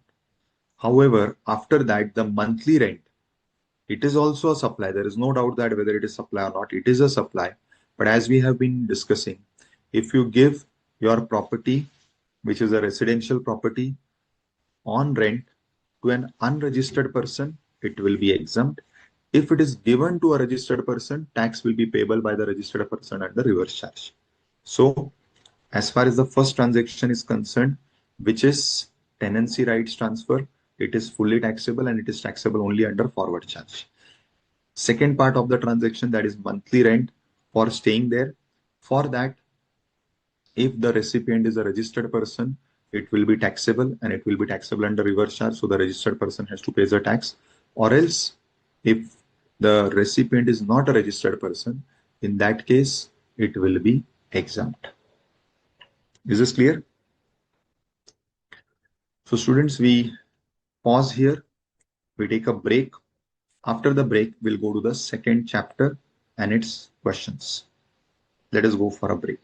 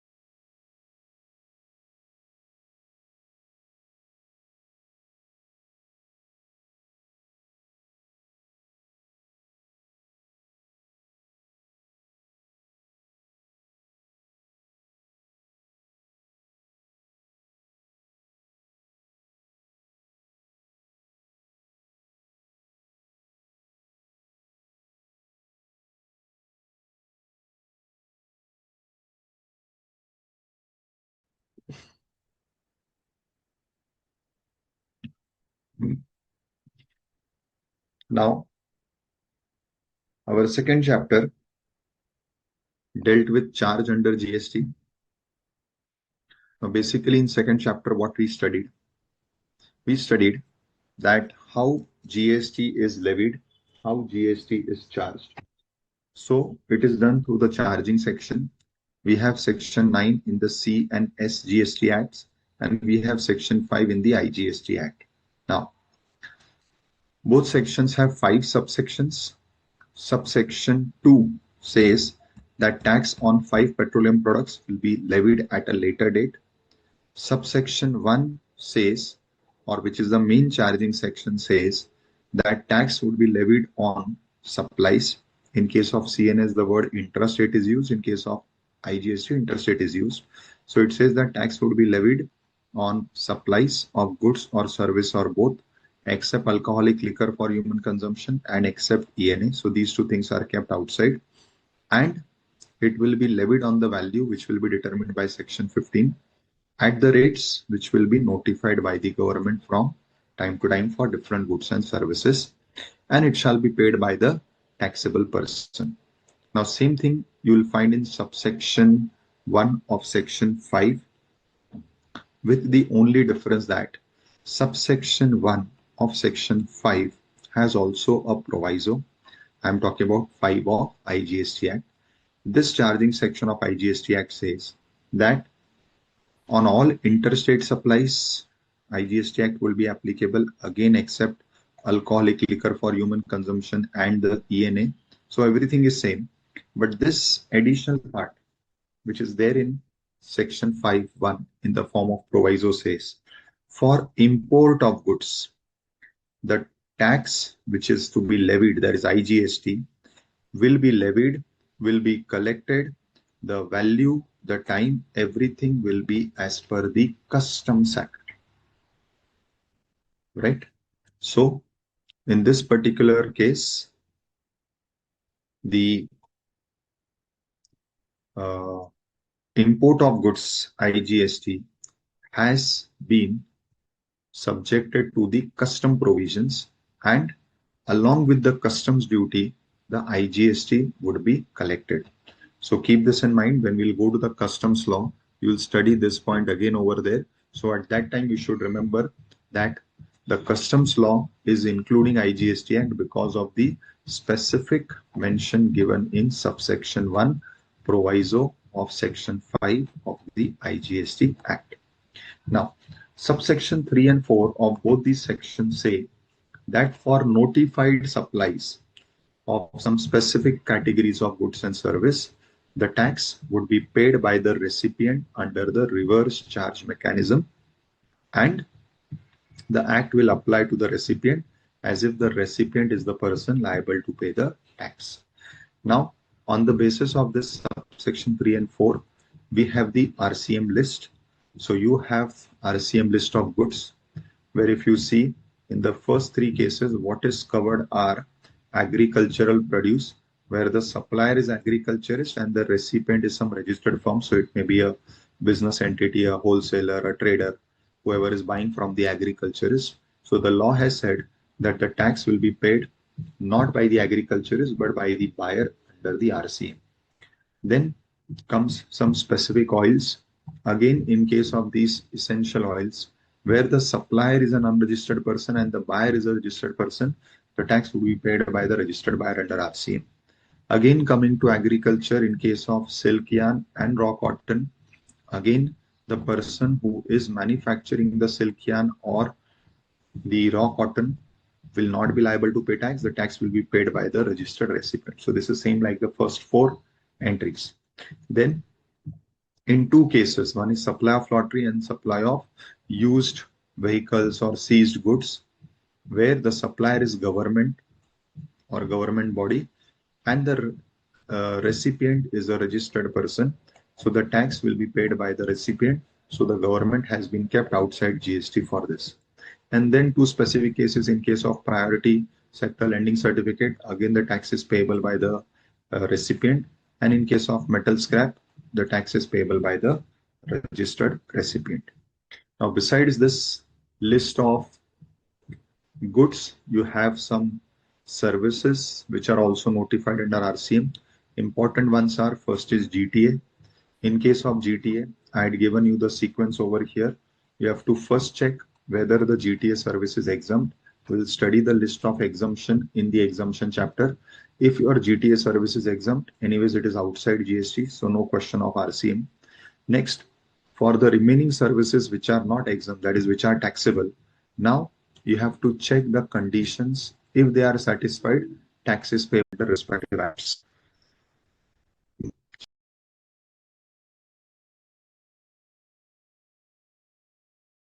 Applied by government to large business entities, that is what is covered under RCM.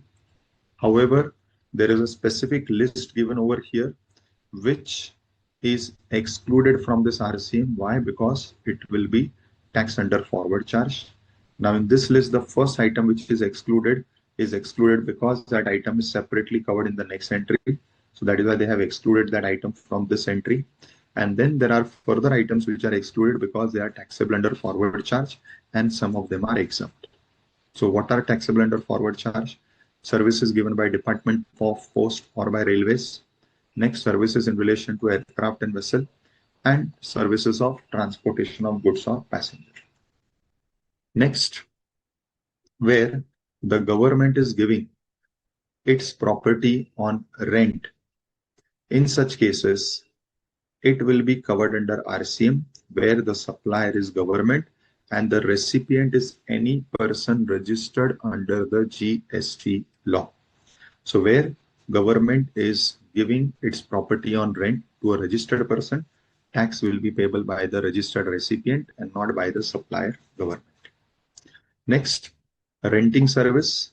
Now there are two types of properties, residential, commercial. For residential property, if the property is given on rent for the purpose of residence of an unregistered person, it is exempt. If it is given to a registered person, it is taxable, and the tax is to be payable by the recipient who is registered in RCM. Second, if it is a commercial property, it is always taxable. There is no exemption for next this person. The tax will be paid by the builder developer under RCM. Next, in case of director service, it is very important because for directors, there is a specific requirement that the director, if it is a full-time director, yes. Sir, registered person taken for residential purpose. Yes. What is the question? A registered person taken for residential person purpose. Nee, so what is the question? But I'm not getting your question. Be specific with your question. No, there is in registered person take the rent for a residential purpose as well as for a commercial purpose. If it is for commercial purpose, GST applies. If registered person, if it is even for residence purpose, the GST applies under RC. For residential, for registered person. Yes, I'll give you example. The example is you are a bank. So you are registered under GST. You are a company. You are registered under GST. Correct? Now, you want a place for your manager, for your director. So I am having a flat which I give to the bank, to the company on rent.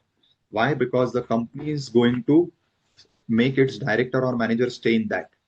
Now, in this case, I have given my flat for residential purpose to a registered person. The tax will be payable by the registered person under RCM. So in my example, the bank or the company will pay the tax on this renting service under RCM.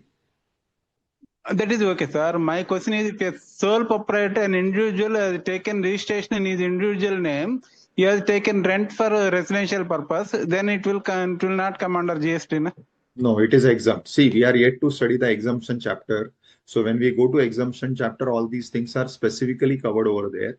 But since you have raised an answer, I'm answering you, that will be exempt. So where an individual is taking a GST registration, and now that individual is a registered person, but that person has taken the property on rent for its own residence, it will be outside GST. It will be exempt. Okay, sir. Okay. Fine. Now, what we were discussing right now is director service. So when the director is getting any remuneration from the company, you have to check whether it is under 192 or under 194J. If it is under 192, which is salary TDS, in that case, as per Schedule 3, it is outside GST. If the Sir, director is one getting question. director, beta, please don't interrupt, beta. I will come to you. Even the previous person has interrupted, but he did not say something. So kindly do not interrupt in between. Yes. So if the director is getting remuneration in the capacity as a director on which TDS is deducted under 194J and not 192, that is what is the case which is covered under RCM. So what is to be noted here, students, is that the director is drawing remuneration under 194J TDS and not drawing salary under 192 TDS section. So for directors RCM, the first test is whether it is drawn as salary or whether it is drawn as director's remuneration. Second point, a director may be providing other services also to the same company where, let us say, the director is a professional, so it is providing some professional consultancy, or the director has given its property on rent. All these are not in the capacity as a director, but in capacity as some other person. All these are not covered under RCM. The RCM covers only those services which are in the capacity as a director. So be clear with this. You have to specifically cover only the director's remuneration under RCM under this entry and not any other services given by the director. Yes, who had the doubt? You can please ask your doubt. Yeah, I had the doubt. This is Sri Raman. Yeah, please share. In one of the question which is asked my friend, the colleague just before, if a person, a registered person is taking an house and residence and he is using that address of that residence as a billing address, how that will differ? Will that become a business place or will that become a residence still? See, now we are going into very minute details of the thing. Again, I'll repeat one thing. All these things are answered in the next chapter, which is exemption. Okay. But anyways, since now you have raised the query, the law is very clear about this. See, when we will say that you are using it for commercial purpose, when you're not staying over there.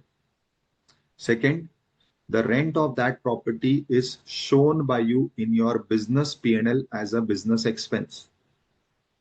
This is how you will identify whether it is used for residence or whether it is not used for residence. Now, answering your case, you have said that he is using it as a billing address. See, that is okay. The two tests that have to be checked is he staying there? Answer is yes. Correct. Second is he showing the expense in his business P&L? Obviously, the answer will be no, because it becomes his personal expense. Once both these answers are given, that he's staying in that and he's not taking it as a business expense, in that particular case, it will be exempt. Only when he is taking it as a business expense, it will be taxable under RC. Clear. Thank you. Yeah.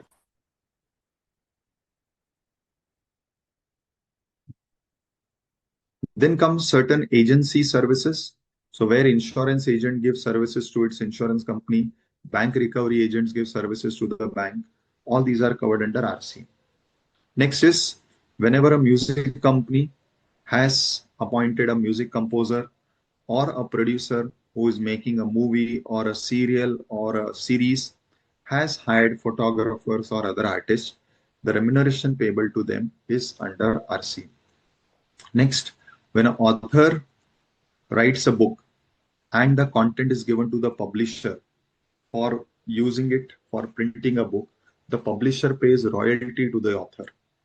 This royalty, again, the choice is given to the author that if it's want, it will be paying tax under forward charge, or if it wants, the tax can be paid by the publisher under RC. The author has to inform about his choice, whether he wants to be under forward or not, and that he has to do by complying with certain procedures given which includes giving of a declaration to the publisher. If the author has not given declaration to the publisher, then the publisher knows that it has to pay tax under RCM. So these are some entries, students, where you determine where the tax is to be paid under RCM. Then one more part of this chapter is composition scheme. So what is a composition scheme? So basically composition is a scheme whereby there is a relaxation given for the purpose of compliance with the complete GST law. So basically composition scheme is a scheme made for small businesses whose turnover has crossed the registration limit, but it has not crossed a particular specified limit, which we call as the composition limit. Now in composition, there are two composition.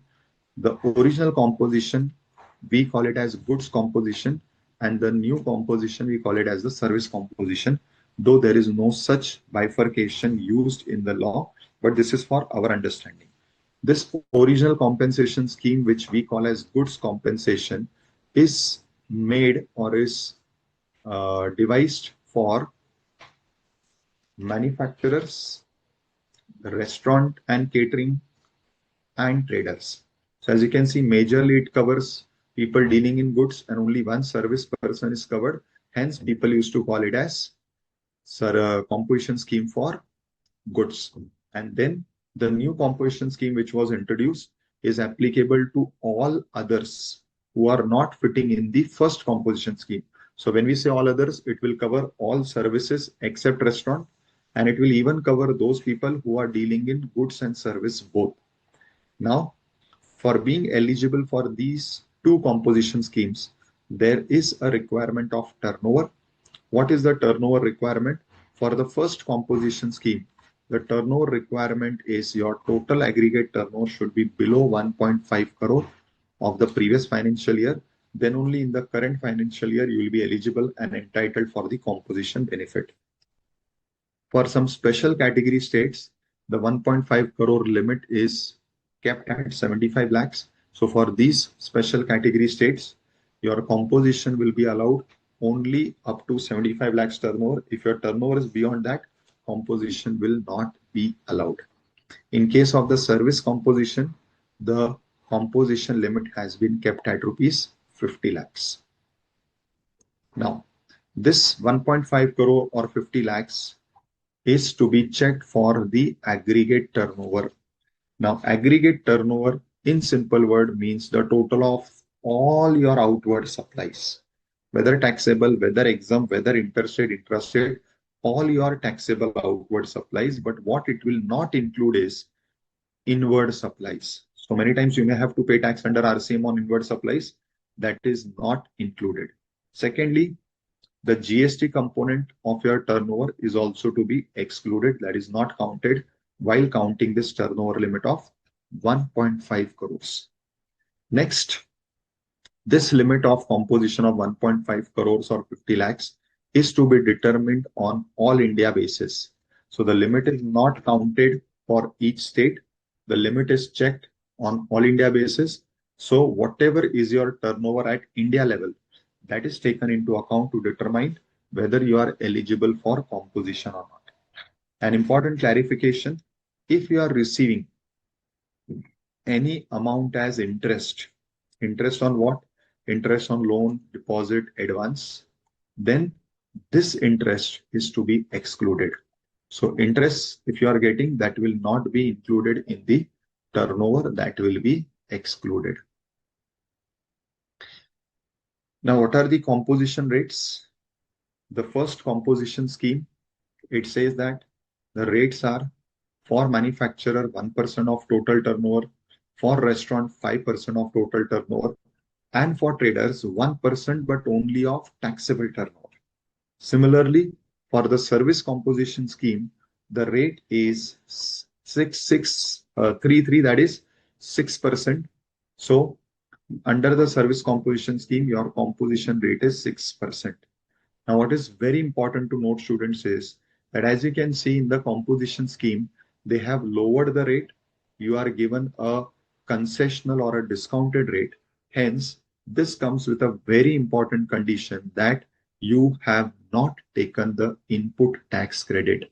So composition dealers are not allowed to take input tax credit for the purpose of their business. Now, there are some restrictions or conditions relating to composition scheme. So who will not be allowed the composition benefit? First, who are dealing in those goods or services which are outside GST, that is not leviable to GST. Second, if you are engaged in making interstate supplies, composition scheme will not be allowed. Then, if you are supplying through app, which is called as e-commerce operator, then it will be allowed only for goods. You cannot supply services through e-commerce app. If you are supplying services through e-commerce app, composition scheme is not available. Then, if you are a manufacturer of any of these notified goods, composition scheme will not be available. But if you are a trader of these goods, composition scheme will be available. Next, you should not be a casual taxable person or non-resident taxable person. And last, in case of the first scheme, if you are in supply of goods, like you're a manufacturer or trader, you are allowed to supply services, but to a certain extent. Now, what is this extent to which you are allowed to supply services? The answer is up to maximum 10% of your turnover in that particular state, or rupees 5 lakhs, whichever is higher. So if your turnover is 45 lakhs, then 10% comes to 4.5 lakhs. So you are allowed to provide service up to rupees 5 lakhs. If your turnover is 65 lakhs, 10% comes to 6.5 lakhs. You are allowed to provide service up to rupees 6.5 lakhs. Further, interest is to be excluded always. So if you are receiving any interest, it won't be counted in entire composition scheme for all purposes. Then some more conditions and restrictions. A composition dealer is required to pay tax under RCM wherever applicable. A composition dealer cannot act as casual taxable person or non-resident taxable person. Composition dealer is not allowed to collect tax. So whatever this 1%, 5%, 6% is the composition tax, you have to pay it from your pocket. You cannot charge and collect it in your invoice. Further, the invoice which you will issue will be called as bill of supply and not tax invoice. Then you have to mention this, that you are a composition taxable person in your business premises by putting a signboard at a prominent place in your business. So at a prominent place in your business, you'll have to display that you are a composition dealer. Fine. So students, these are some important pointers relating to composition scheme. Now we'll go to question and answers, but before that, there are questions. Rohan is asking, sir, turnover calculation will include exempt supplies or not? Yes, it includes exempt supplies except interest. All other exempt supplies are included in the counting of turnover. Also, it will be included in the counting of the service limit. Correct. Kuram is asking, suppose I do the sale, non-taxable territory in crores, but only one supply due in India. Example, any commission once in financial year 10,000. Whether still need to take the registration because I crossed the registration limit, but all sale is made. See, Gurram, again, you're asking me a question which is part of registration chapter. But fine, the answer is, while counting the turnover limits for any purpose, for registration, for composition, for e-invoicing, wherever the provision is linked with turnover, the rule is the turnover will include all supplies, whether taxable, whether exempt, but the condition is it should be a supply. If any transaction is treated as not a supply, like all your Schedule 3 transactions, then the value of those transactions are not considered in turnover, because in order to be treated as turnover, firstly, the transaction should be a supply. So wherever it is not a supply, as per any provisions of the law, that will not be counted in determining your turnover. For all purposes, registration, composition, everything. Exempt supply is also a supply. So if any supply is put in the exemption category, still it remains a supply. So it will be counted in turnover. But what is put in the no supply category, it is not part of the turnover. It will not be counted. I hope it is clear to you. Now, students, let us take up some question answers on this also.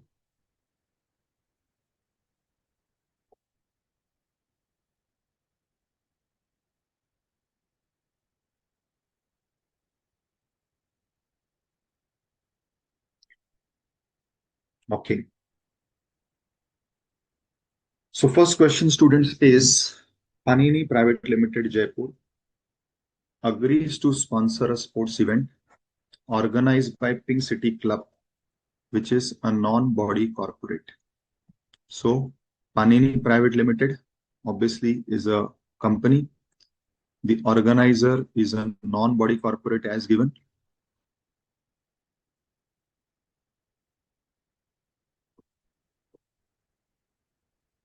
Now, Panini Private Limited has also paid rupees 5 lakhs for such sponsorship. Consequently, said event was named after the brand name of Panini.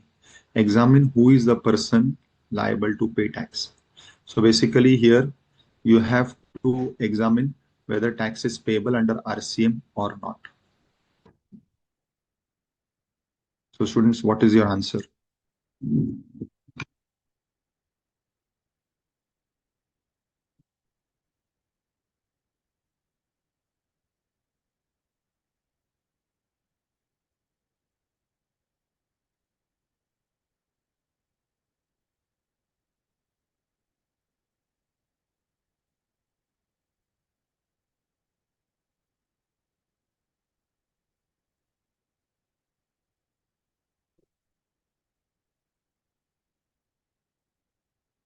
Okay. So I have 3 answers. Yes, others. Who is required to pay tax?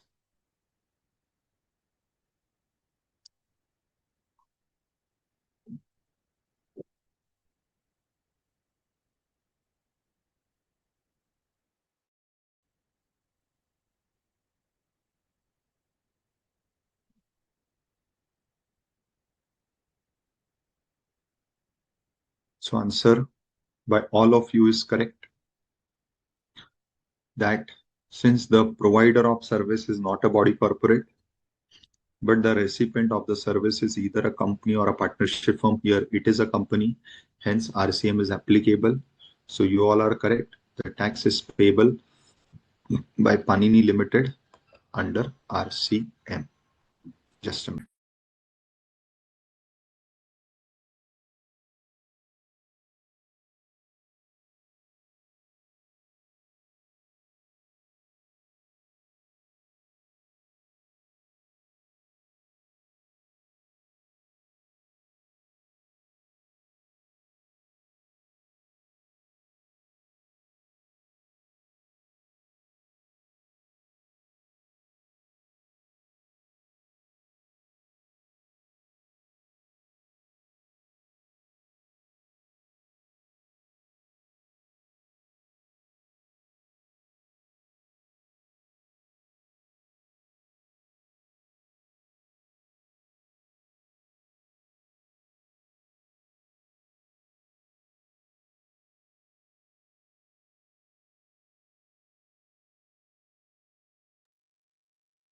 Next question, students. Arpan Singhania, Executive Director in Narayan Limited. The company paid him sitting fees of 25,000 for the month of Jan. Further, salary was paid amounting to 1.5 lakh for the month of Jan, on which TDS is deducted as per applicable provisions. Okay. Now, Tapasya, an associate in which Arpan Singhane is a partner, has provided professional services to the company in the month of Jan for an amount of 2 lakhs. So there are 3 payment students, 25,000, 1.5 lakhs and 2 lakhs. Now you have to determine which is under RCM, or rather, for which payment who is required to pay tax.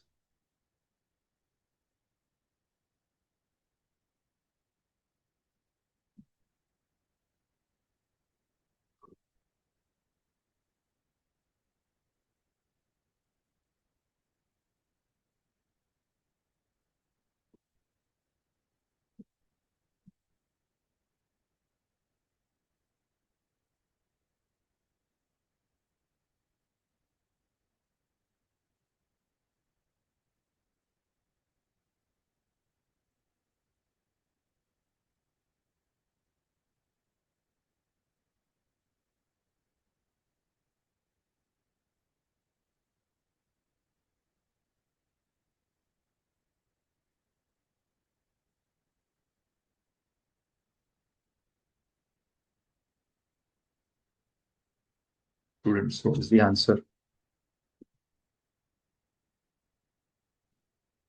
Okay, Radha has given me one answer. Very good, Radha. Others, what is the answer?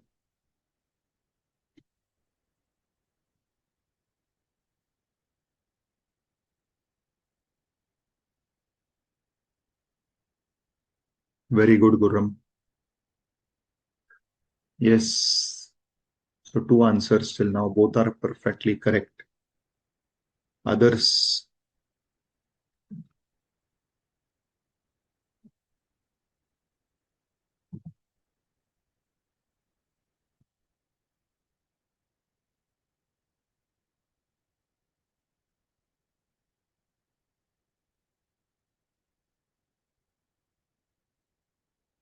these students, there are three components.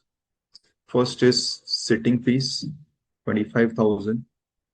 Second is salary, 1.5 lakhs. And third is professional fees, 2 lakhs. Now, all three has different tax treatment. First is a pure sitting fees. So it is covered in the RCM list. Tax is payable by the company under RCM. Next component is salary. So this component is Schedule 3 outside GST. Third component is where the director is giving service to the company, but not in individual capacity, but as a professional. This will be leviable to tax under RCM, and the firm who is doing this professional service, that is Tapasya, will be, I'm sorry, not RCM. The tax will be payable by the supplier under forward charge. There is no RCM, it is FCM.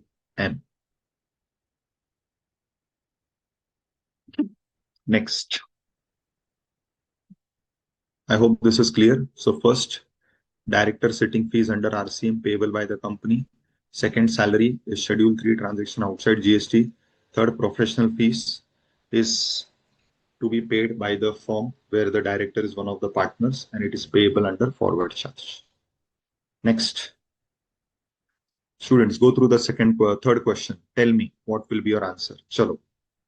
Now I'll not give you hint because somebody said that because I'm giving hint, the answers are become very clear and direct. So chalo, I'll not give you the hint. You have to identify yourself what will be the answer and tell me the answer. Chalo. Third question.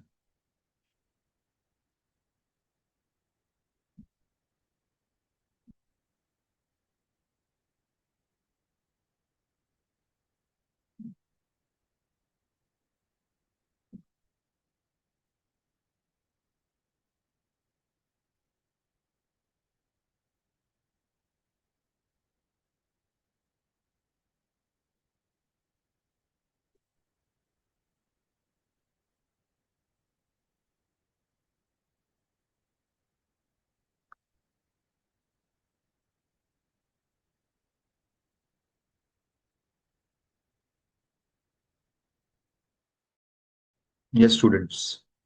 I'm waiting for your answers.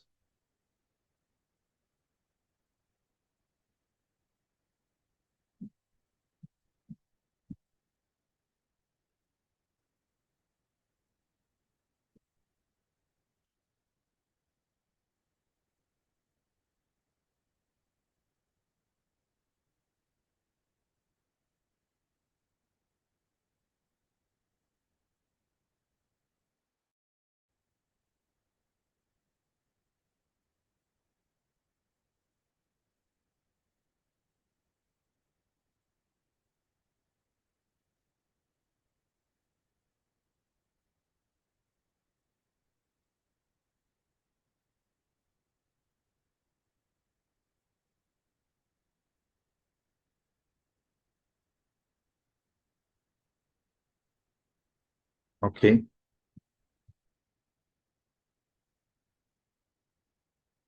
Okay.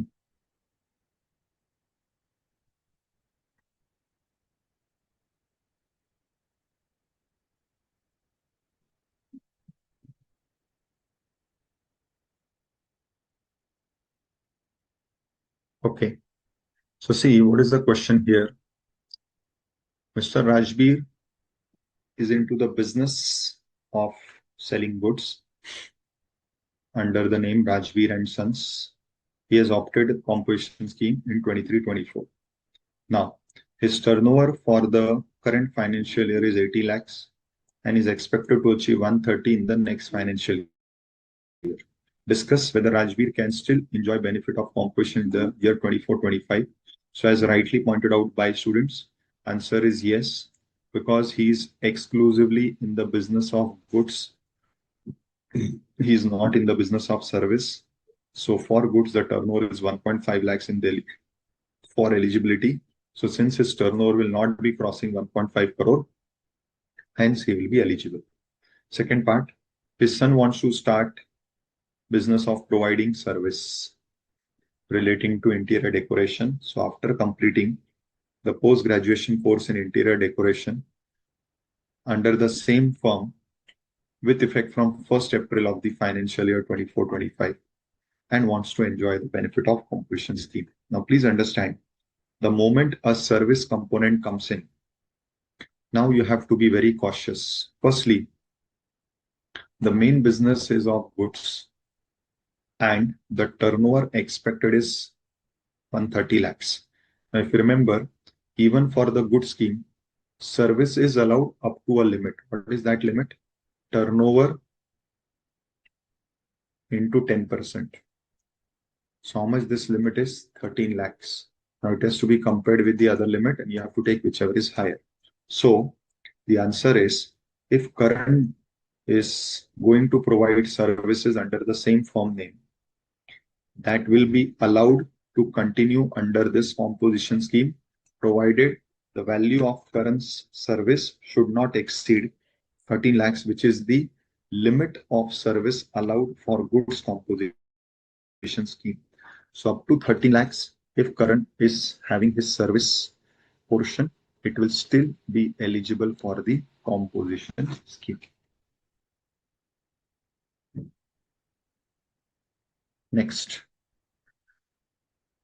Varun and Arun started a partnership firm in Bhopal on 1st April of the current financial year.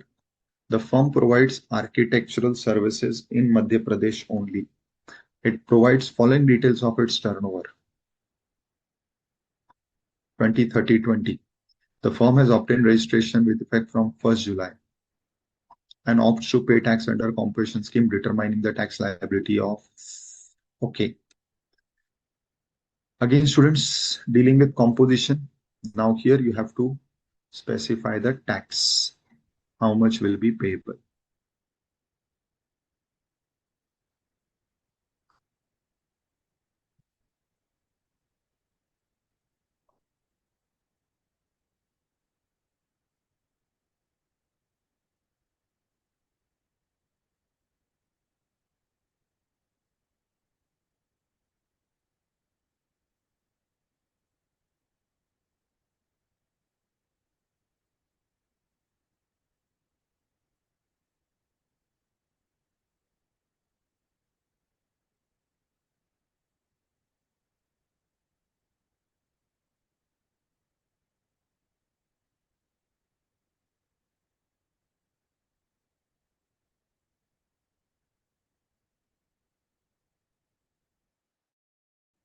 Chalo, what will be your answer?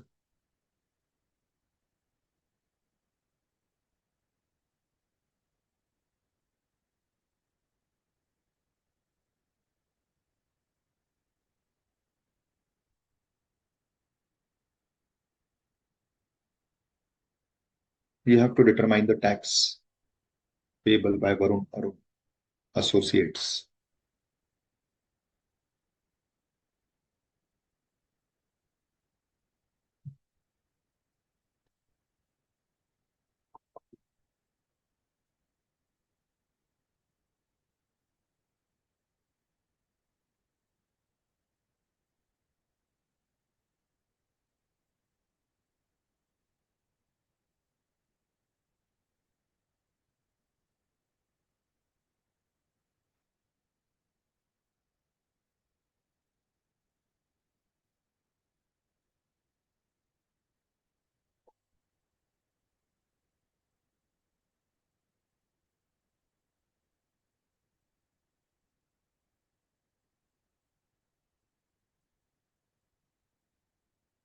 Yes, students.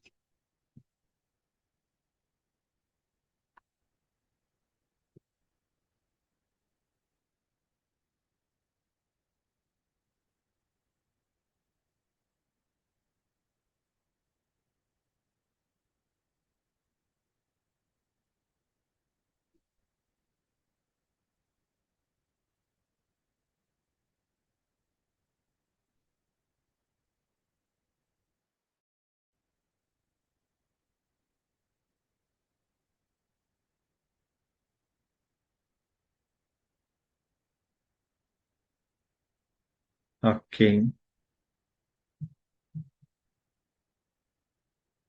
Very good. Now see, important to be noted is that the firm has started in this year itself. Now for composition, you have to first check the turnover of last year. If your last year's turnover is below the limit, then only you are eligible for composition. Now here what has happened? Your last year turnover is not there because you have started business in the current year. So you are eligible for composition. Yes. Now in this current year, your first quarter turnover is 20 lakhs, which is the registration limit. Now up to this turnover, you are not registered. So no GST. Now you register here once your turnover crosses the registration limit. So from here, GST will apply. Now, since you are a service provider, your composition limit is 50 lakhs, which is up to this stage. It means in the second quarter of July to September, you are a composition dealer and your taxable turnover is 30 lakhs into 6%. 6 3s are 18, 1.8 lakhs in total you have to pay. Now, at the end of the second quarter, you cross the composition limit of 50 lakhs. So now in this last quarter, you are no more a composition dealer. You become a regular dealer. So here you are a composition dealer. Here you are a non-registered person. So first quarter non-registered person, second quarter composition dealer, third quarter regular dealer. Now the moment you are a regular dealer,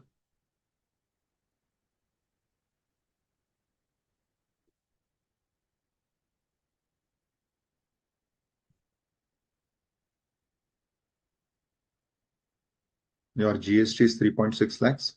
But yes, if you have any ITC, you will subtract that and only the balance will be the amount payable to the government. So students, this is how your tax liability would be computed in all the 3 quarters. I hope it is completely understood by everyone.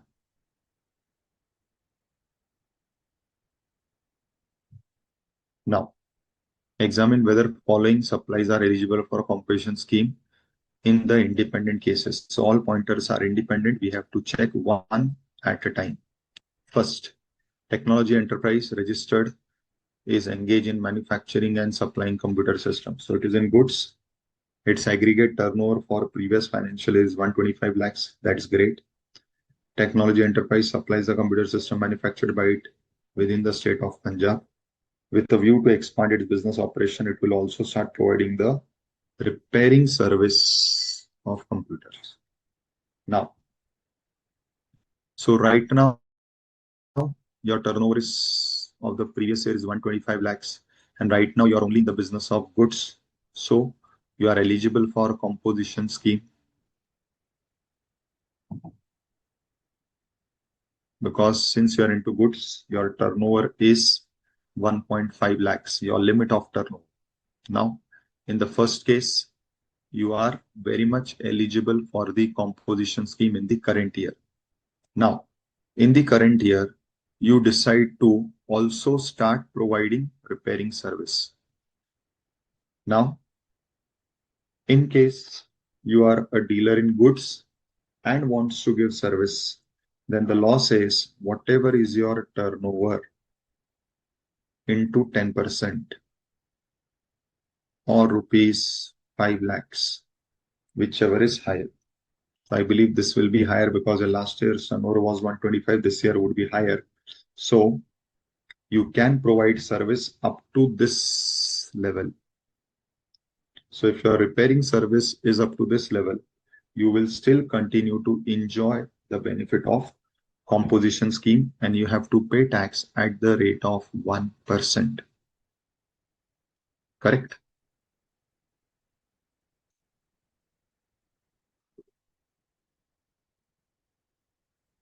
Next case. Siddharth and Sons owns a restaurant.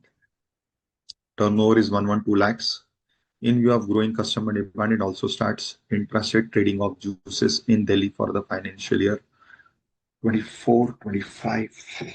Okay.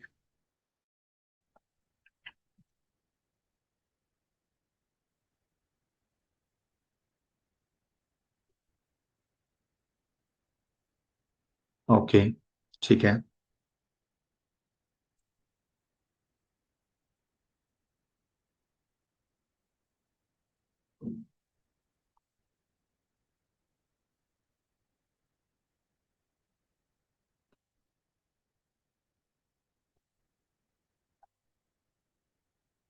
Very good, Radha. So students, in B part, what is happening? You are in the business of restaurant. So you are in the first composition scheme. Your turnover applicable is 1.5 crores. Yeah, last year's turnover is below 1.5 crores. So in the current year, you are very much eligible for the scheme. Plus in the current year, you also want to start trading of goods. Now, once you want to start trading of goods, in this particular case, again, the point is when you are trading in goods, you fall in the same composition scheme.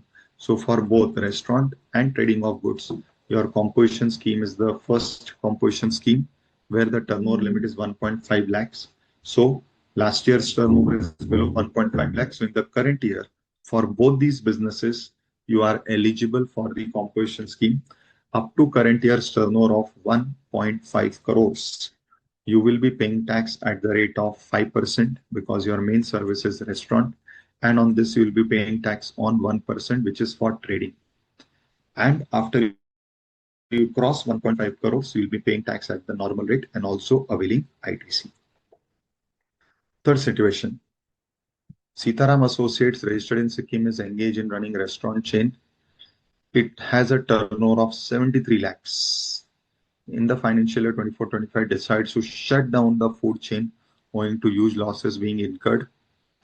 Instead, it will start providing intrastate architect services from financial year 24-25. Now, students, firstly, for Sikkim, you were engaged firstly in restaurant. So you are engaged in the first composition scheme. What was the turnover? What is the turnover limit in Sikkim?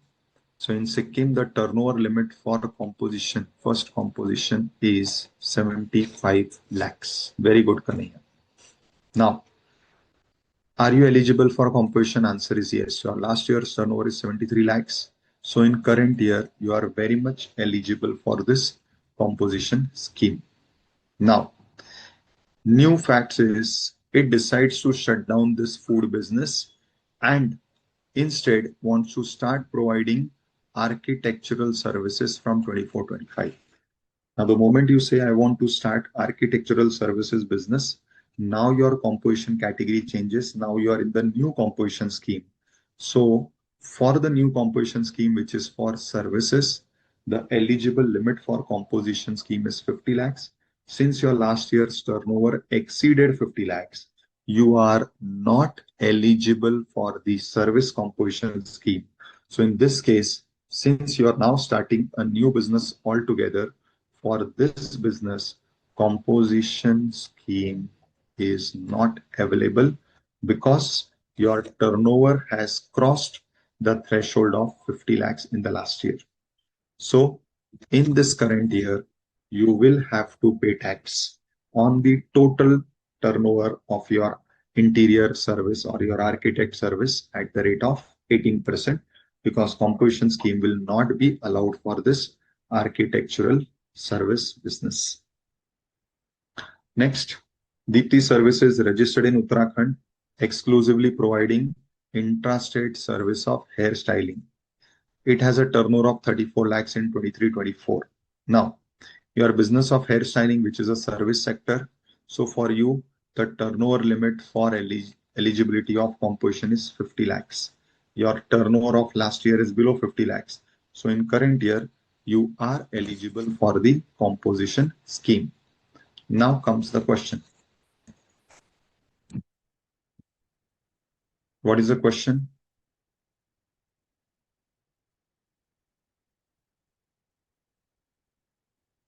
Will your answer be different if Deepti Services Limited also start intrastate supply of beauty products along with providing hairstyling service?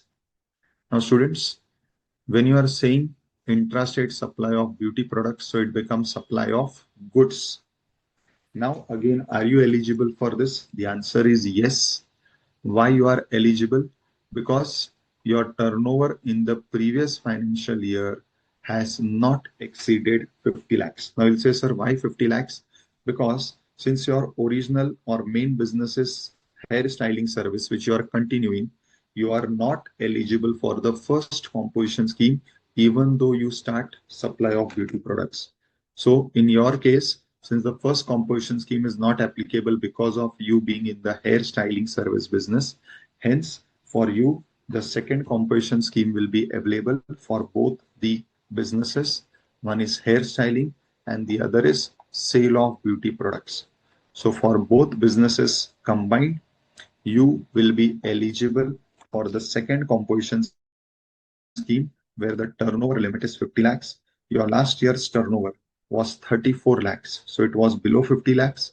Since it was below 50 lakhs, you are not required to pay tax under the regular scheme. You can continue under the composition scheme for both these businesses up to rupees 50 lakhs, paying tax on both these businesses at the rate of 6%. Is this clear, students? So I'm sure with all these practical question answer discussion and the thorough revision, now your first two chapters would be thoroughly complete. Still, I'll request that at your end, please make all the efforts to study this so that if by chance still there are any queries, doubts, we can solve it in our upcoming class and we can start with the new topic. So with this, I conclude today's session. Is in case anybody has any queries, you can put it across. I'll take up your queries. Yes, students. Anybody having any queries?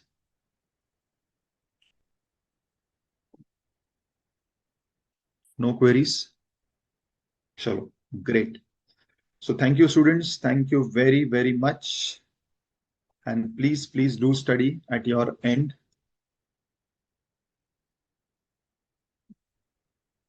So next session, beta, will be on place of supply, right? Thank you. Thank you very much. Good day.